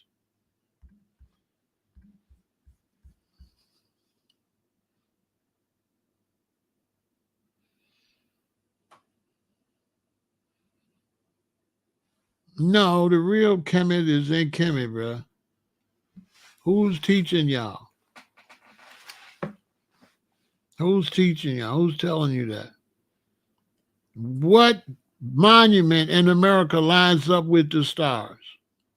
Because the only monument on this planet that lines up with the stars is the Great Pyramid. Show me a monument in America that's equal to the Great Pyramids that line up perfectly with the stars. Stop. I got to take that down. Don't y'all listen to that. That's bad information. That's bad information. The only reason you see Egyptian artifacts here is because the continent split. The continent split, and that's how that stuff ended up over here. So now they try to say it's Egypt because it got some Egyptian stuff. But they only got Egyptian stuff because the continents was all connected. That's why I don't teach over here. Don't say nothing over here, no information over here. Don't say no information over here. Because now I got to go straighten out your information. Don't teach over here. Now, if you want to teach, put up $5,000 and debate me so I can take your money. But other than that, I don't want you teaching people that's watching me. If you got information, keep it to yourself. Because your information, 85% of the time, is going to be incorrect. Because you're going to be repeating shit, and I know where you got that shit from. And the niggas you got that from don't know what the fuck they talk about. The people you got that from don't know what they talking about. You got to understand, I know where your information come from. That's how long I've been doing this. I remember when they made that shit up. That's all new. That's some new shit somebody made up. That's new. That might be old to y'all, but that's baby make believe information. The only reason Egyptian artifacts is over here is because they floated over here.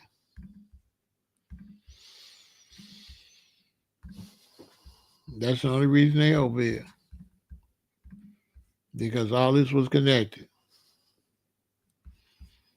This is it. Checkmate.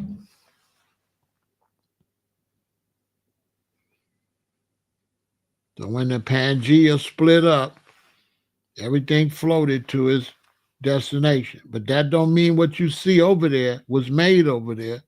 What you see over here was made when it was all this shit was connected.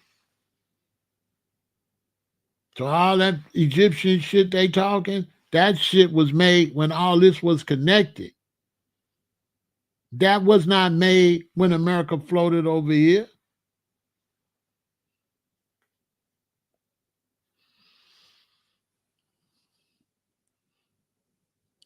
Go ahead, ask me a question. I'm showing you when the Tower of Babel fell, it cracked the plates. Okay, what did God say? I'm gonna split up y'all language, right? Everybody was on this big piece of land, spoke the same language, looked the same. When the Tower of Babel fell, you don't think it's no coincidence that God say, I'm a split up y'all, I'm gonna split up y'all language and knock down the Tower of Babel. So after the Tower of Babel fell, our language split up. Why? What happened when the Tower of Babel fell? It cracked the earth's plate. You floated and you end up what? Speaking different languages. Show me historically when you started speaking different languages. After the Tower of Babel cracked all this open. That's how this broke apart. When the Tower of Babel fell, it cracked all that. And everything started to slowly float apart. It's been thousands of years for everything to float in this perspective location. Over time, this bear turned white.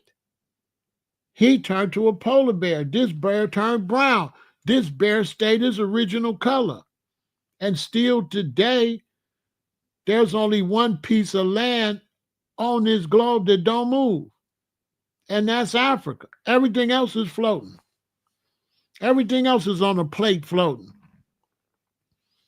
Africa, that center part, because East Africa then broke off, but that center part is connected to the center of the earth. None of these other places is connected to the center of the earth. They are floating. They are floating. That's why even that East Africa part is broke off, is finna break off. But that center part is connected to the center of the earth. And once everything else cracked, it's moving on them plates. All this stuff is moving, except Africa, the center part of Africa.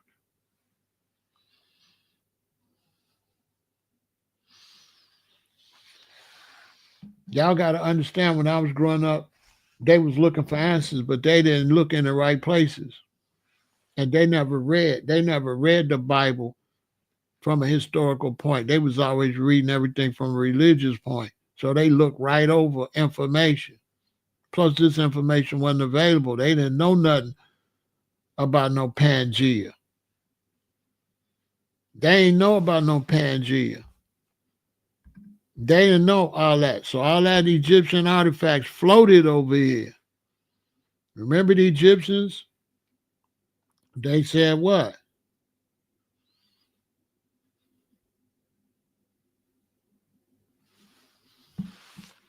You had East and you had the West.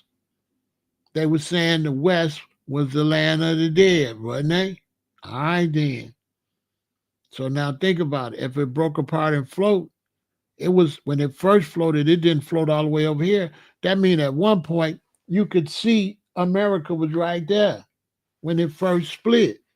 See, it'd take a long time for it floated this far. But when it first broke apart, you can be on one side and you can see others. So you could take a boat right over there. You're not taking a ship. When it first split, you can go to all these places.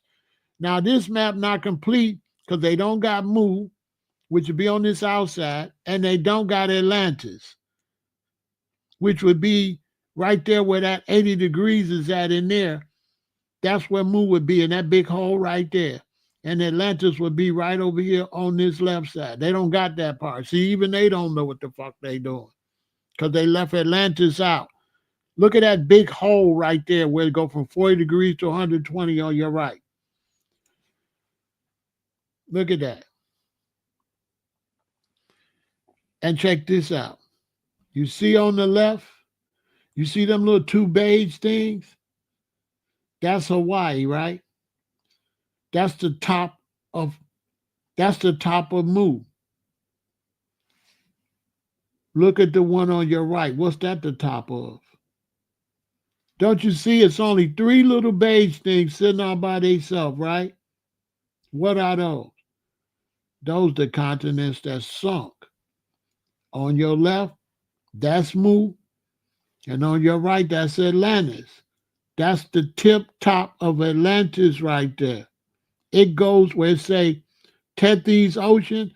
All of that would be Atlantis filled in. And over here, while all this stuff is broke, all of that would be Mu. So this is supposed to be bigger than this. And they showing you the little tips, which is crazy. They showing you the little pieces. They don't explain, well, what the fuck is these little pieces, right? See, you gotta think.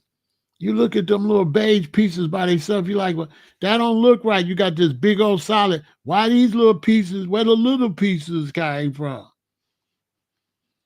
The little pieces at the top of big pieces that's down in the ocean.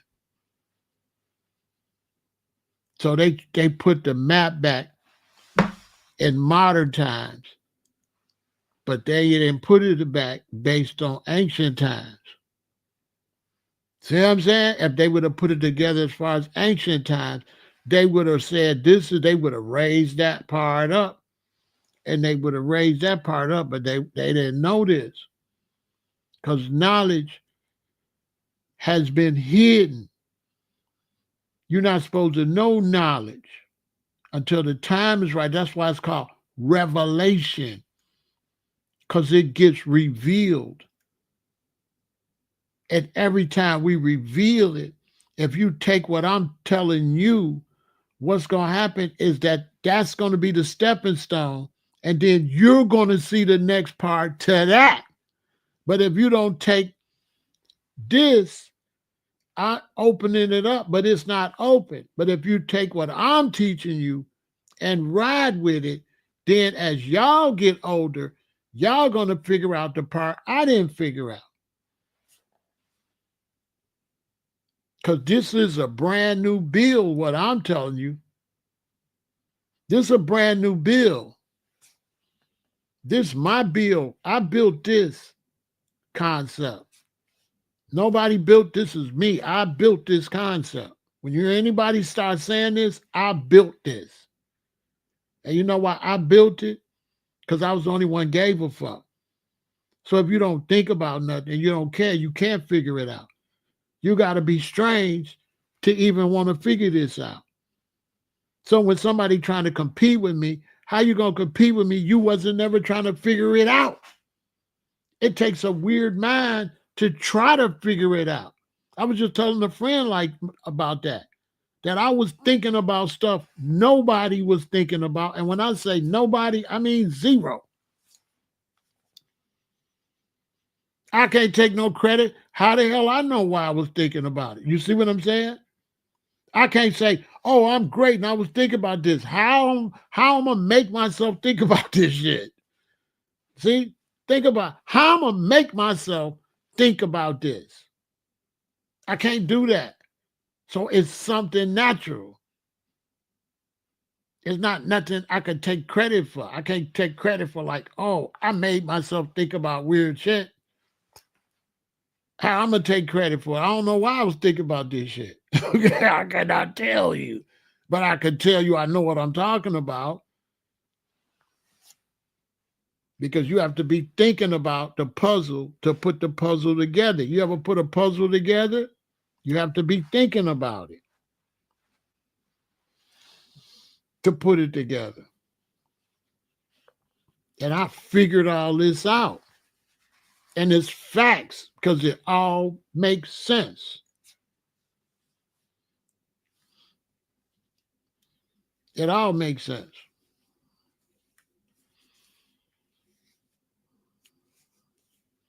So when they tell you America's Egypt, they talking stupid.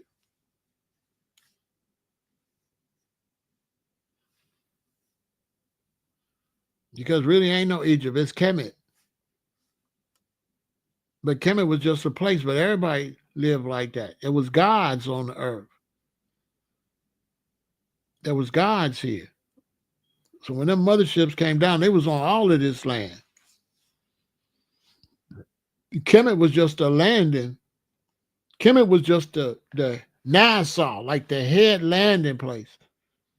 So when we came down with when your ancestors came down on them spaceships, it's a bunch of them. They say the chariots of God are what? 20,000. So 20,000 spacecrafts come. The mothership hoovered over the Great Pyramids. The rest of them went to all the other locations. Then they just stay and they hoover and they scan this new planet and they check it all out. And then they have a countdown and then they all land at the same time. That's why you got landing stations and they began to build landing stations.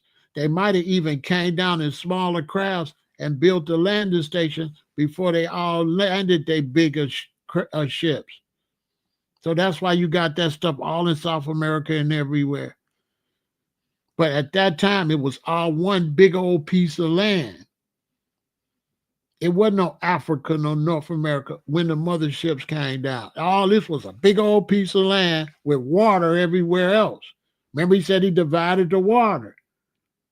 So he divided the water, this side of the water from that side. Just look what I just read you, which means it was land in the middle. He said he had the land and he had to divided the water.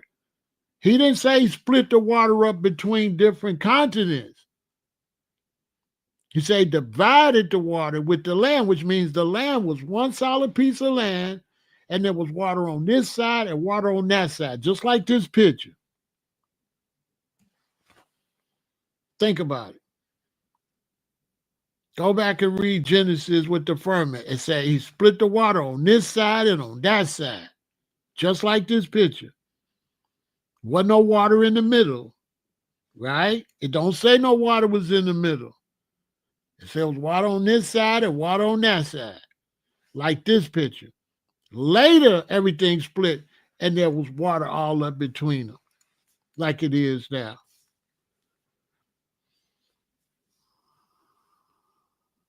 So all that stuff that they finding in the Grand Canyon stuff was there when all this shit fit together.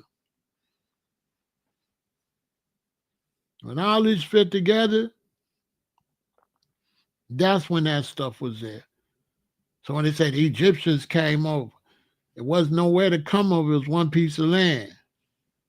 And technically, they wasn't Egyptian. They were spacemen.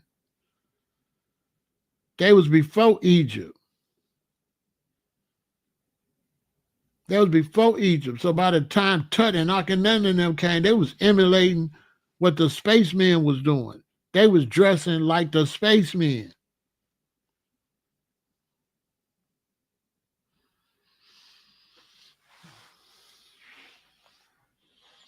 There wouldn't have been no lot of crazy weather because there's not enough water running between them for there to be hurricanes and stuff like that.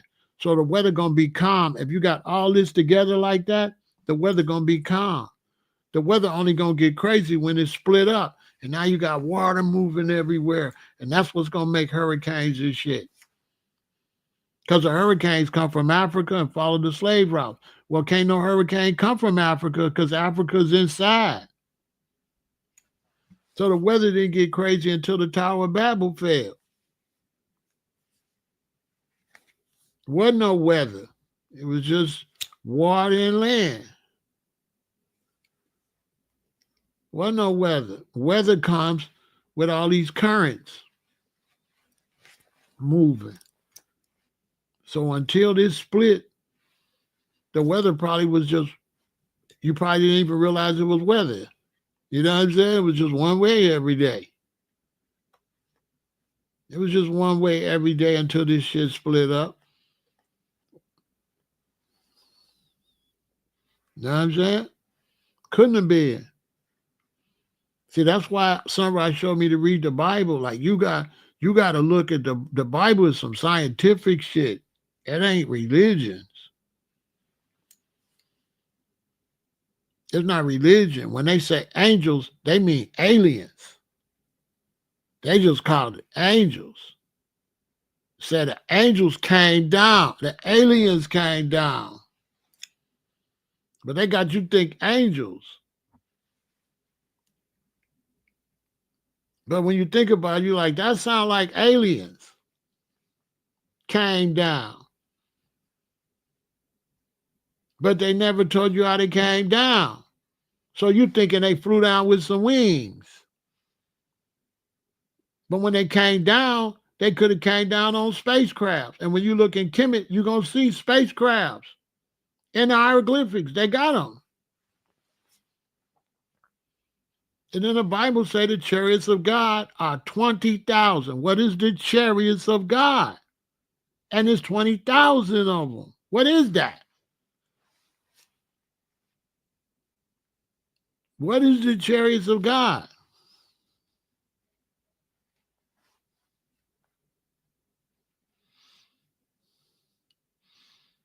So now when you listen to what they saying, and then you go look at other information, then you can fit it together and say, oh, wow.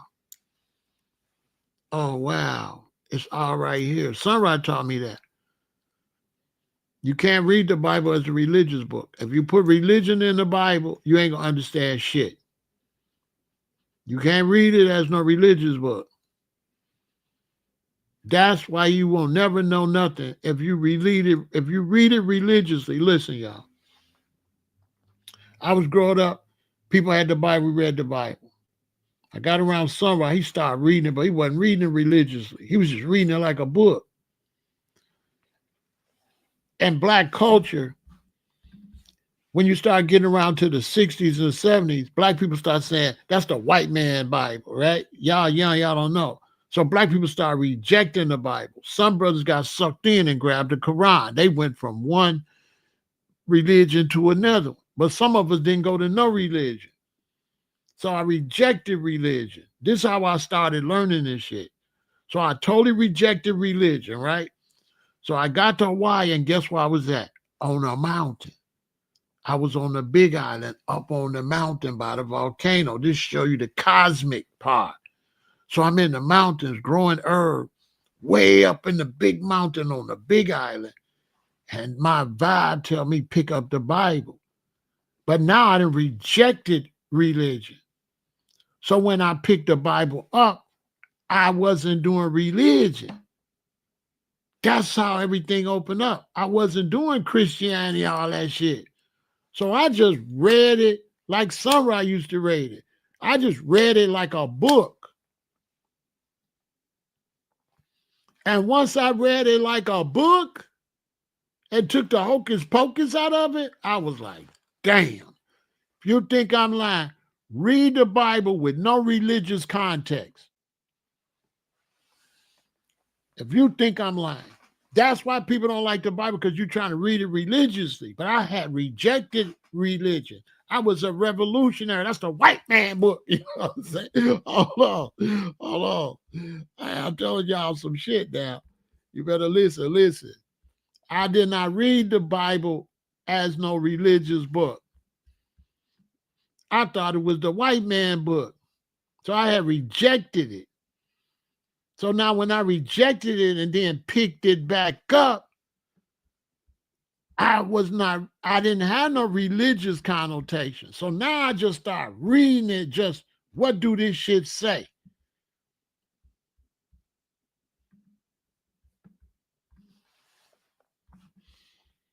And that's how my eyes got open. Because I just start reading what it say. But when you put the religion in there, you're gonna have all kind of hocus pocus, spooky shit. You're gonna add in there while you're reading it. You adding spooky stuff. But boy, when you take the spooky stuff out and just read it straight out, it's gonna blow your mind. Once you take the religion out. If you reading it as a Hebrew or a Christian, you ain't gonna learn shit. You ain't gonna learn shit if you read it as a Hebrew or a Christian. I'm gonna tell you right now, you ain't gonna learn nothing. You ain't gonna learn nothing because you're gonna be putting spookism in it. See, I have rejected the white man totally. Do I look like I was into white man religion? Look at him. He wasn't fucking with that. Like that Pharaoh right there wasn't fucking with that. You know what I'm saying? Not at all. So now this before I got to Hawaii. This is me in Chicago.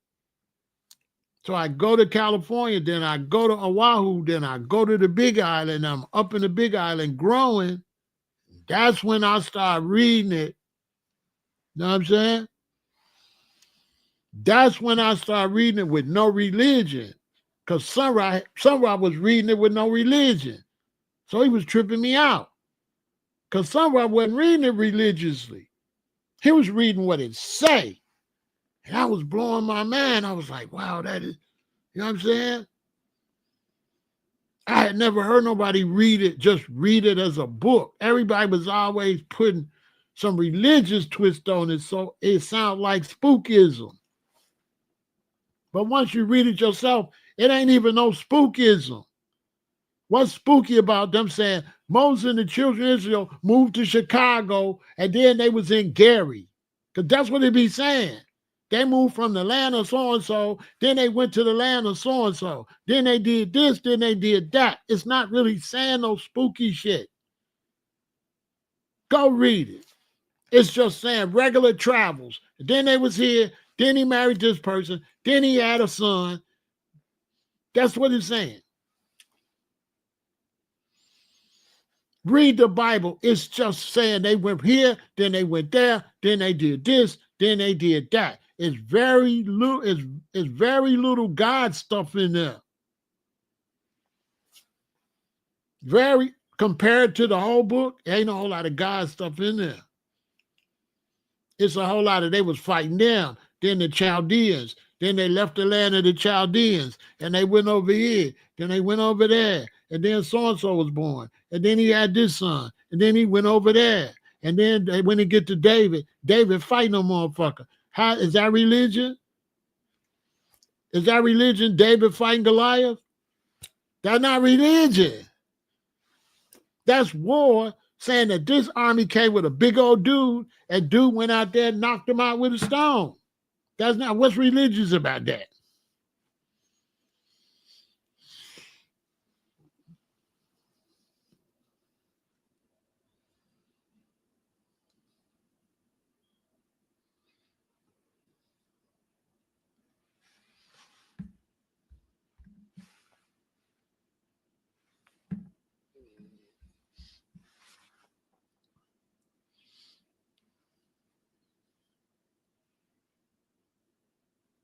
When you're on a high level putting some knowledge and you see stuff like that, that'd be Lucifer. Look at this energy in this conversation. Where the hot. I don't know what you're saying. Oh, I thought you were saying some weirdo stuff. Maybe you misspelled it. So where the hot at? What hot? Well, I thought you were saying where the hotties at. I'm like, what? What hot? Where the hot? Where what hot? What hot? I don't know what you're saying. Write it again, Michael. I thought you was asking me about some women. I'm like, what? Where the hot? I don't know what you're saying. Write it again, Mike.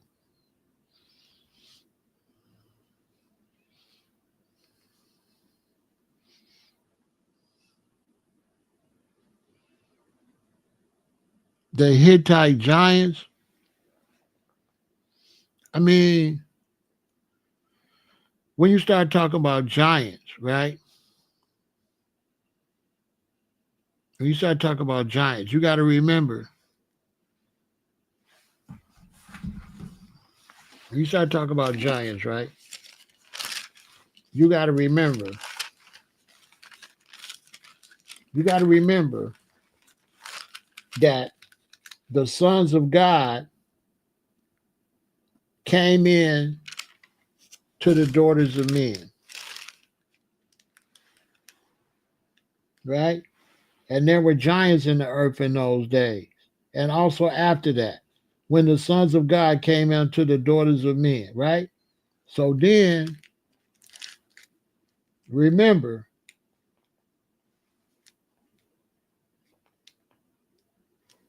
it said this,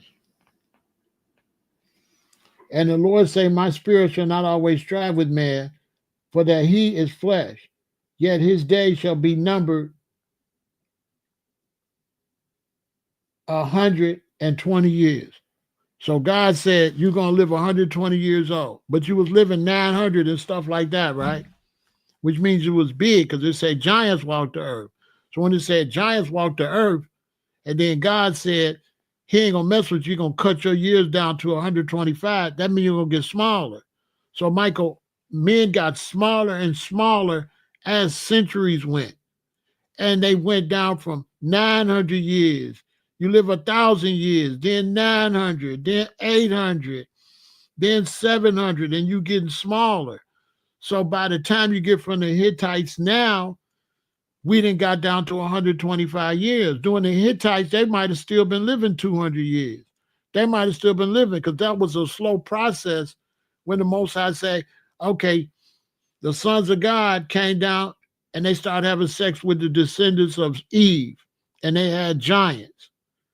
And then the next chapter say Noah. That's how you know Noah was a giant. So they didn't immediately just cut down to 125 years. It was a process where man's timeline slowly went down, even to the point where we recently lived 175 years, then we was living 190 years, and y'all only living 60 years and 70 years. So you still decreasing.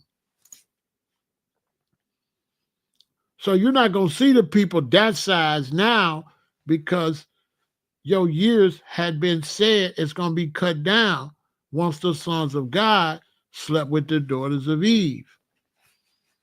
And Adam and Eve was the Neanderthals. So that's why Adam and Eve was what they call what? What do they call Adam and Eve? People that do anthropology. What do they call Adam and Eve? Because remember, when the sons of God slept with the daughters of Eve, giants walked the earth, and the next chapter is Noah. So Noah was the descendants of the son of God and the daughters of Eve. And then what happened after Noah? Everybody got drowned. Everybody got drowned. Now they call a missing link. Who is the missing link? Adam and Eve. Where are they? They got destroyed in the flood. And the only survivors was Noah and his children, and that's us. And we are what? God and man. Remember how Christ said, God and man? We God and man. We the descendants of the sons of God. The sons of God is our father, and Eve is our mother. We're the half and halves from when the sons of God came into the daughters of men. We the half and half. So technically, God is not our father. Technically, God is our grandfather, and the sons of God are our fathers. Technically. No, we not spiritual. Once again, we don't do spirit. I don't do spirituals. Satan is spirit. Spirit is Satan.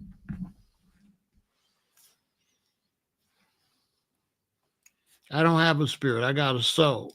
I don't have a spirit. Spirit is Satan.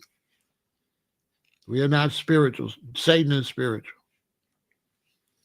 Spirituality is Satanism. Spirits are beings that can't have a body because they're evil.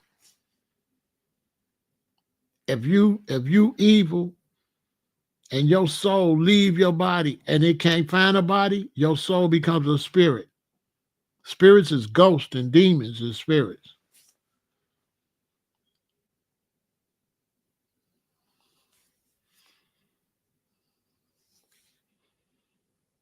The greatest thing you got is not no damn spirit. We don't got no spirit. The greatest thing you got is a body. Because if you ain't got a body, there's nowhere for your soul to live. They lying to y'all. If you ain't got no body, there's nowhere for your soul to live. Think about it. Where your soul gonna live if you ain't got no body? So the greatest thing you got is your body. Period. You give me your scholar, I'll dog. And they'll be like, how you gonna say that? The body don't last forever. Yes, it do. Because the body's in your sperm, and your sperm make a new body. So when I take my sperm and I shoot my sperm into a woman, I go into the future. When it mixed with an egg, one of us going into the future, sometimes both of us. If she have twins, a boy and a girl, we both went into the future. If she have a boy, I went into the future. If she have a girl, she went into a future. So sex is how we extend our soul. How we live forever is through sex. That's how we be fruitful and multiply. What do multiply? Multiply don't mean turn to three different things. Multiply mean take one pharaoh and make three pharaohs. I got three sons. I multiplied.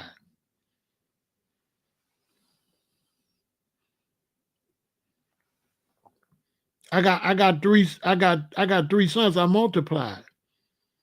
One of them got a son. I multiplied. That's four of me. I'm my father. My father was his father. His father was his father. His father was his father. His father was his father. And I go all the way back. How far do your lineage go back? How did you get it? Through sex. You shoot the sperm into the future. Boom. The egg take it. If she have a girl, now she reincarnated with a little bit of your soul, a little bit of your personality. If she have a boy, now you back with a little bit of her personality. You kind of like fix yourself up. You know, when I come back, I want a little bit of what she got. So you date her, you get her pregnant, you come back with a little bit of what she got, something you like about her. So you add it to your repertoire. So my two sons is back with what their mother got, and my youngest son's back with what his mother got. But here's the thing, people change. So I got my first two sons I had by the same woman. But what make them different is my oldest son coming back with how his mother was functioning when he was born, and his brother's coming back with how his mother was functioning when he was born. Because you change over time. So they're a little bit alike, but the youngest one is really the oldest one as far as he coming back with an older personality from him and his daddy. And the oldest son is coming back with a younger personality of his mama and his daddy.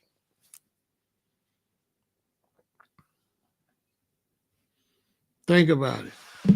That's why when you say you don't want to have no children, you a fool. Because you saying you don't want to come back. I figured that out with my dreads. Because I was looking at my dreads, and you know you be growing dreads, but you always got baby dreads. I said, damn, you always got baby dreads. And from thinking about the little baby dreads coming, because even with this hair, is baby dreads always coming. Some kind of way my mind started thinking about, and I was like, you know what? Dang, when we have sex, we be like baby dreads. And when we shoot that sperm, we going into the future. It blew my mind. That blew my mind. But I'm 100% correct. And you can always tell you're correct because you start thinking about it.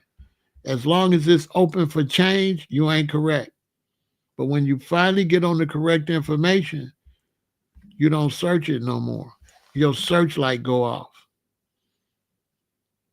You have like a search, and you're going to always be hungry for the information. And if you don't got it right, you're going to still be hungry for the information. But once you get it all the way, figure that particular puzzle out, you ain't gonna never think about it no more. You don't ever think about it. So I don't think about that no more. I figured that one out, but I got other ones I haven't figured out. So I'm still dealing with those. I'm still dealing with the ones I haven't figured out.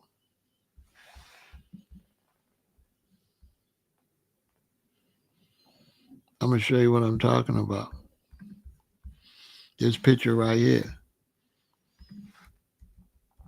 I'm gonna show you the incarnates. I'm gonna show you the people that came back. See? The ones in the front, the ones in the back are the same ones in the front. I'm him and my sister is her. We still here.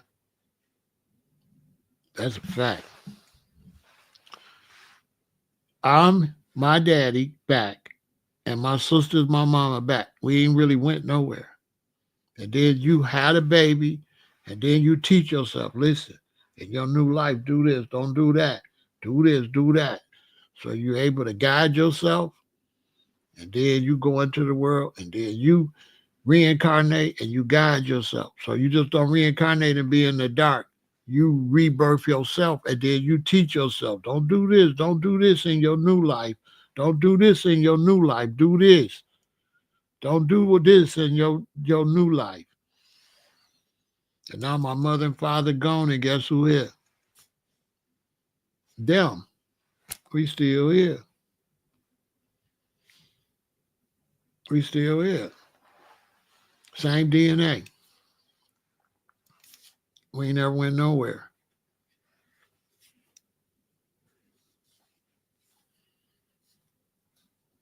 And you can't cut it off because your daddy might got 3 brothers.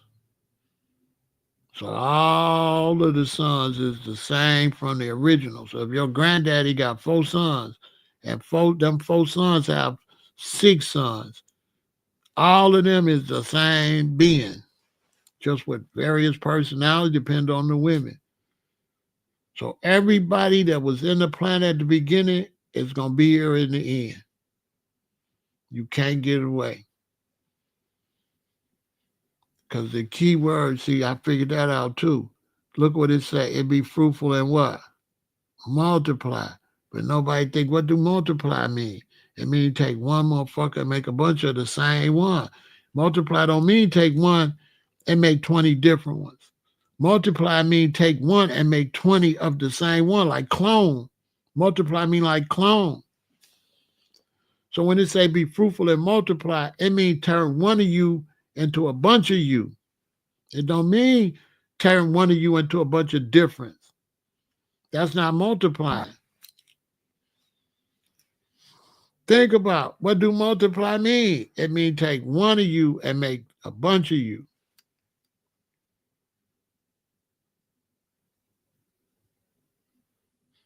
That show how heavy your creator was on some whole nother stuff. Some next level scientific stuff. When you look at the trees and the bees and the flowers and the people, you got to admit, there's some heavy science. This next level, whatever created all this is on some next level shit. That's all I can tell you. Am I lying? If there is a creator that created all this, that's next level. Just think about it. Think about creation and think about something made this stuff. That's some heavy shit. It's like next level.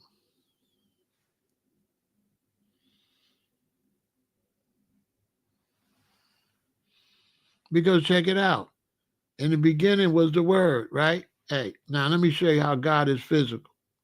It's rhymes, it's riddles in the Bible. Look, it say, in the beginning was the word, and the word was made flesh, and the word was God.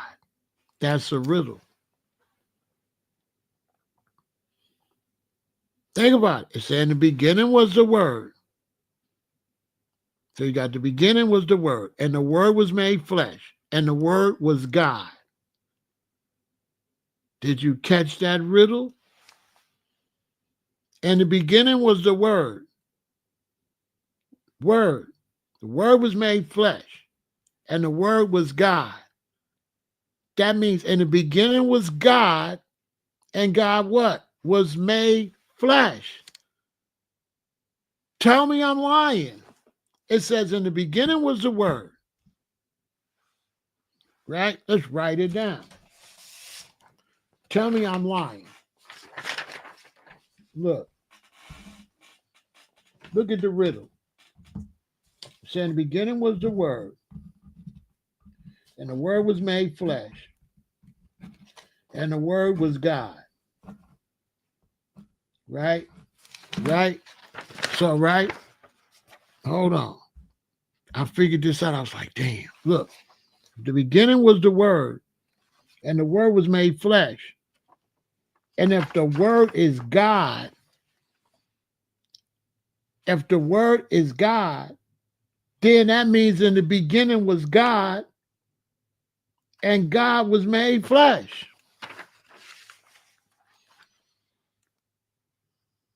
God ain't no spook. God is a flesh. And then when God was flesh, God said what? Let us make man in our image. You ain't got no image if you a spook. A ghost God ain't got no goddamn image. So then God said, let us make man in our image, male and female. So first, God and his wife turned physical.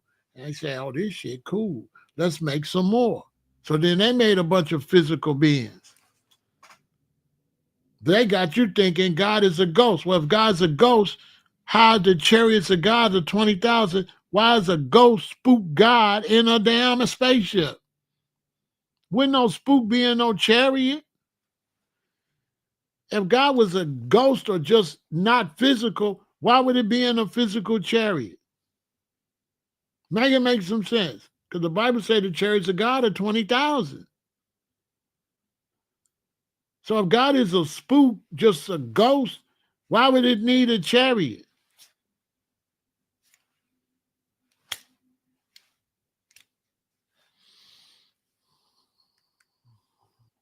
So God ain't even no spirit.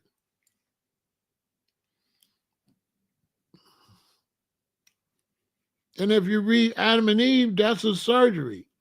It say the Lord God went and opened up the flesh of Adam and took a rib out. Said he put Adam to sleep. That's anesthesia. Go back and read Genesis and tell me that wasn't a surgery. But they raised us. When I was in the spookism, you think it was some spook shit. But once you take the religion out of it and read it, and it say he took Adam and put him to sleep, I said, this is a surgery. Go back and read when the Lord God made Eve. It is a surgery. This is a physical surgery. They ain't in no bushes. It don't say they in no bushes. They probably was in the spacecraft when they did that. But the way the Europeans told me, I thought he was just out in the bushes. Right? I thought he was in the garden, and I didn't know how he did it. But once I took that out there and read it, and it say, open up the flesh,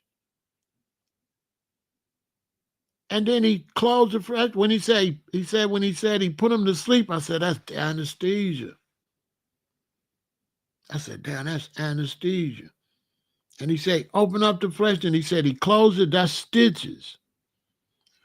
Go read Adam and go read where he made Eve and tell me it's not a medical procedure. They open up the wound and he closed the wound. That's a medical procedure. Put him to sleep. That's anesthesia. Dad, you thinking he just, how the hell he put him to sleep? That's why you got to take the spookism out. When you take the spookism out, for sure, Adam and Eve is going to blow your mind. For sure. For sure, Adam and Eve going to blow your mind.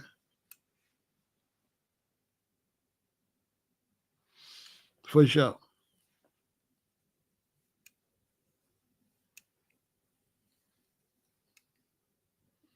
100%. It's a surgery.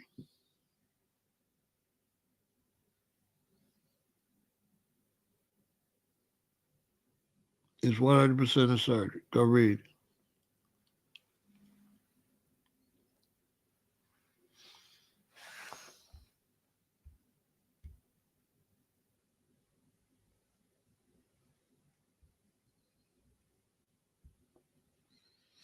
Go read it.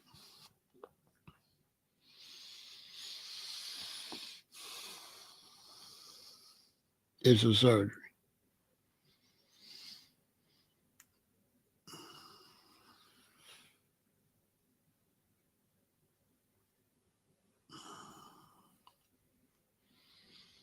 Once you get that part and you realize that, then everything else makes sense.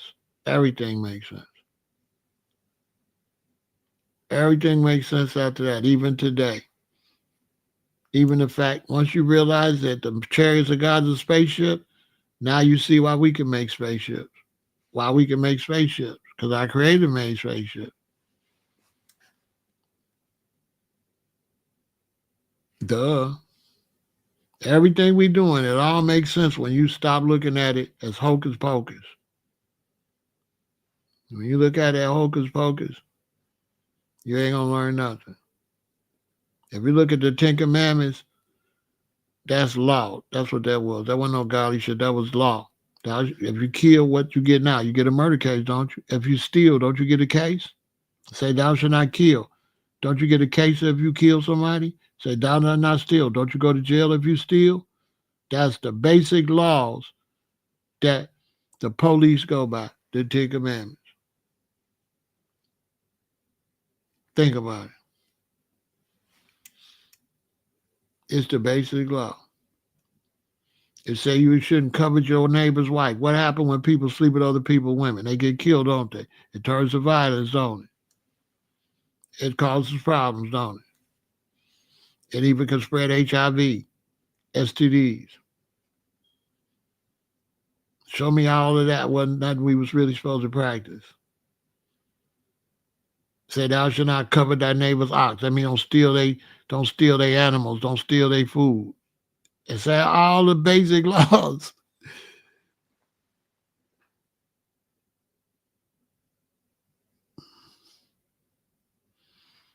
It show all the basic laws that people have took right now. All the laws that go by around the world is based off of that.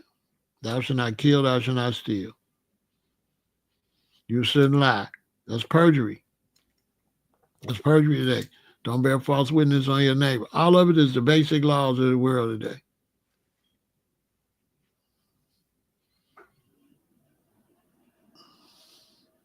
The whole foundation we live on is based off of that shit. Ain't no religious hocus pocus bullshit. Don't listen to nobody with no religion. Religion is bullshit. If religion was real, why you got so many of them? Religion is trash. Religion is men taking the basics and making up a bunch of different shit. So now you got St. Thomas Aquinas, he make the Catholic. Martin Luther, he make the Lutheran. John, he makes the Baptist.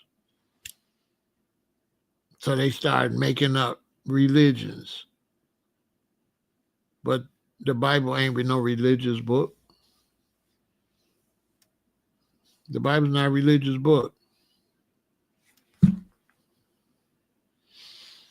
It's not. It's just a history. It's a history book. It's a history book. It's telling you this one did this, and this one did this, and this one had this baby. Then they went here, and then they went to Chaldea, then they did this, and then they did that. Pontius Pilate killed Christ. Da, da, da. It's all history.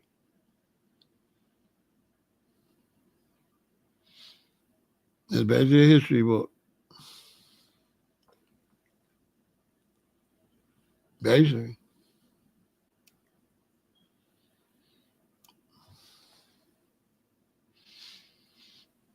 You know what I'm saying?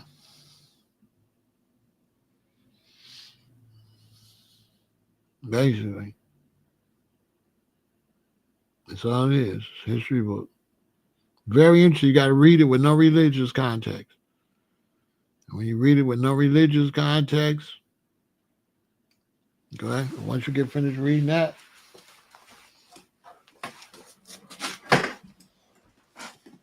then you be ready for the. Then you be ready to read this. The Osprey. But you got to read the Bible first before you read the Osprey. And when you read the Osprey, that's going to bring you up to date. This is too heavy for you. If you don't understand the Bible, this is too heavy. This is too heavy. You can't. This is too heavy for you. Okay? This is too much for you if you don't read the Bible first. This right here. This is the ultimate knowledge. The Apocrypha can't hang with this. The Quran can't hang with this. Nothing can hang with this in modern times.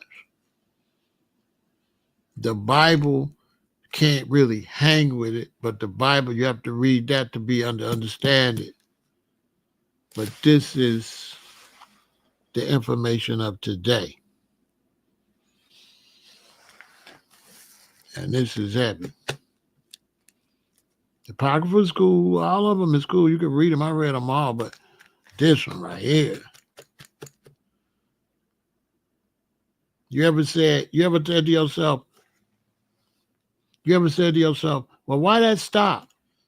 Why no angels ain't said nothing else? Why it end with Revelation? It didn't.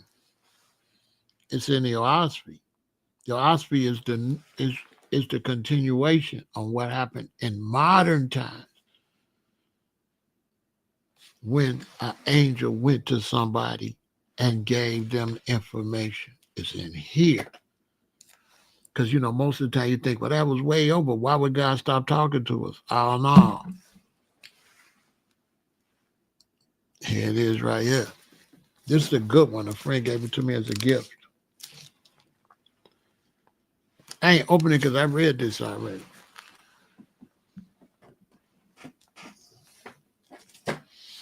Read that.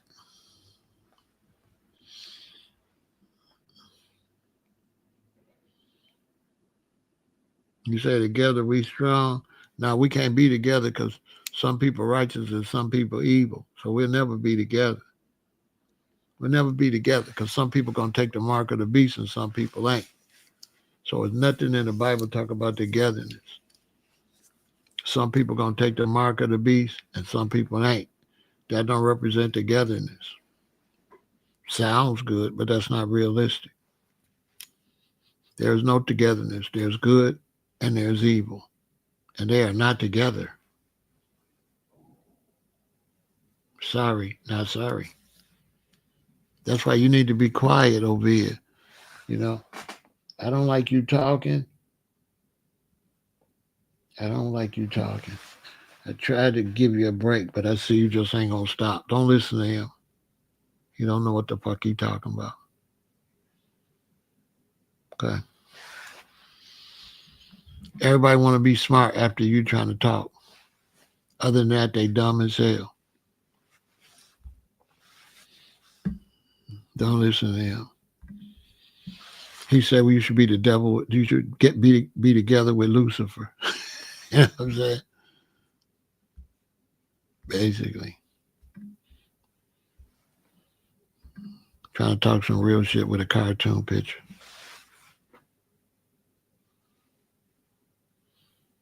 Ain't no togetherness.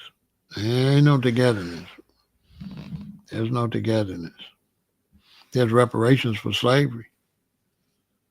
When you get through talking, we want our reparations. We don't want to hear no together. We want our reparations for slavery. And slavery do not represent togetherness. So black Americans, we ain't trying to hear no motherfucking togetherness. We ain't trying to hear that. Don't enslave us and rob us and have us work for you free and now talk about we together. Pay us, then we'll talk about that. Because the same people talking about togetherness, when black people say we want reparations, he'll be like, no. So how the fuck we together?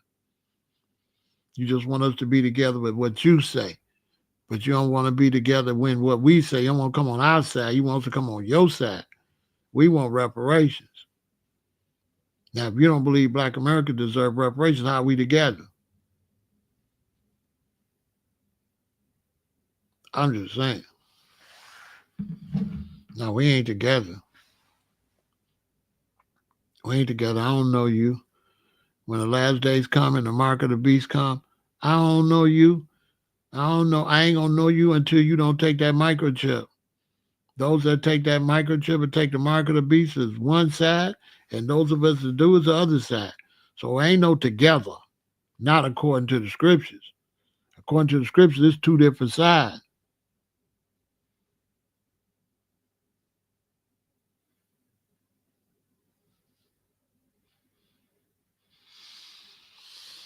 Some Egyptians had dreads, some Hebrews had dreads. Some Egyptians didn't have dreads. When the plagues came through and lice infestation came through, they had to cut them. Some Egyptians had dreads. Some Egyptians had braids. Some Egyptians had haircuts. Some. Because the Egyptians is a lot of dynasties. Some. The mark of the beast going to be, I can show you the mark of the beast. You already got the mark of the beast.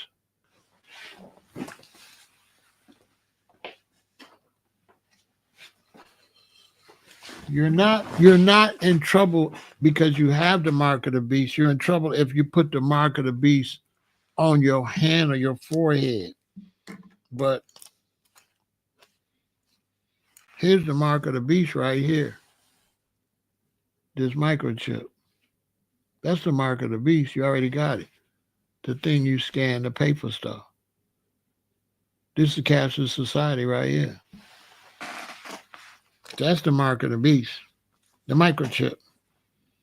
But you just don't have it on your hand or your forehead yet.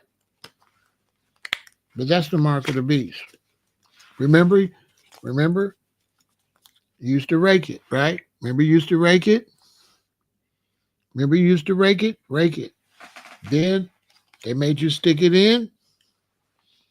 Remember they put this on there, made you stick it in? Okay, this is what will be there.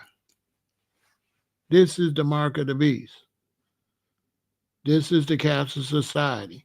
And you can't buy now or sell without this. Well, you can still use cash, but pretty soon you ain't gonna be able to buy or sell if you ain't got that chip. So the mark of the beast is a microchip that they say, oh, Pharaoh, if you lose your card, you'll lose everything. So we're gonna make sure you don't lose your card. We're gonna put your chip in your hand. We're gonna put the chip in your hand. Right now, they just want you to. They want you to. They don't want to put it in your hand yet, but they want to. They want to scan your wrist. So they want to scan your wrist right now. That's what they're gonna. That's what they're doing now. They want you to put your wrist.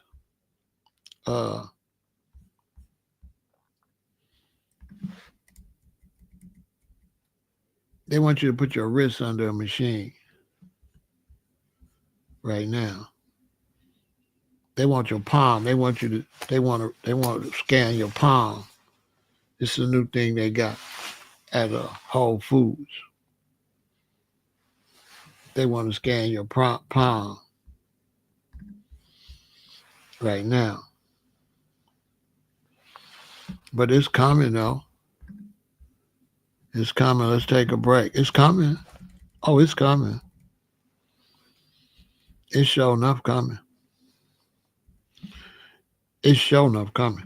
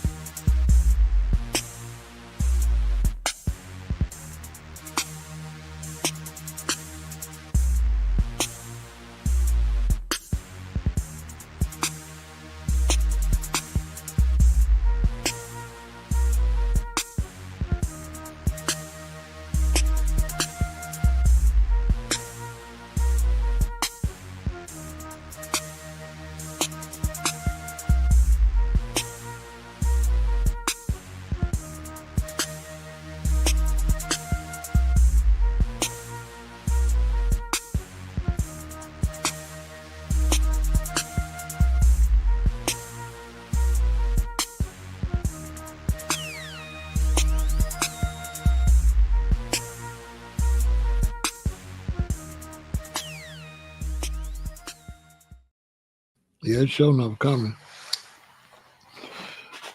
It's sure enough coming. I was out there in Arizona, and I got in the way. I was driving. I seen the Waymo. I videoed the Waymo.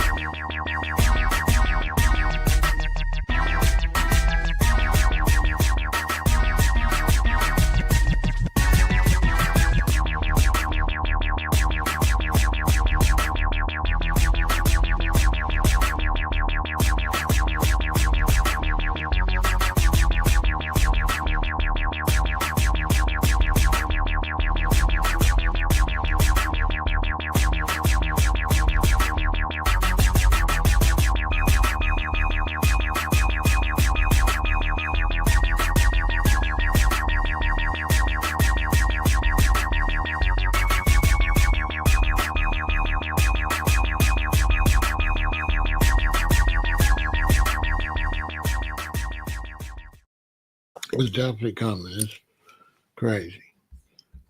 Most likely will come under the Trump administration. It looks like they'll be ready. It looks like it.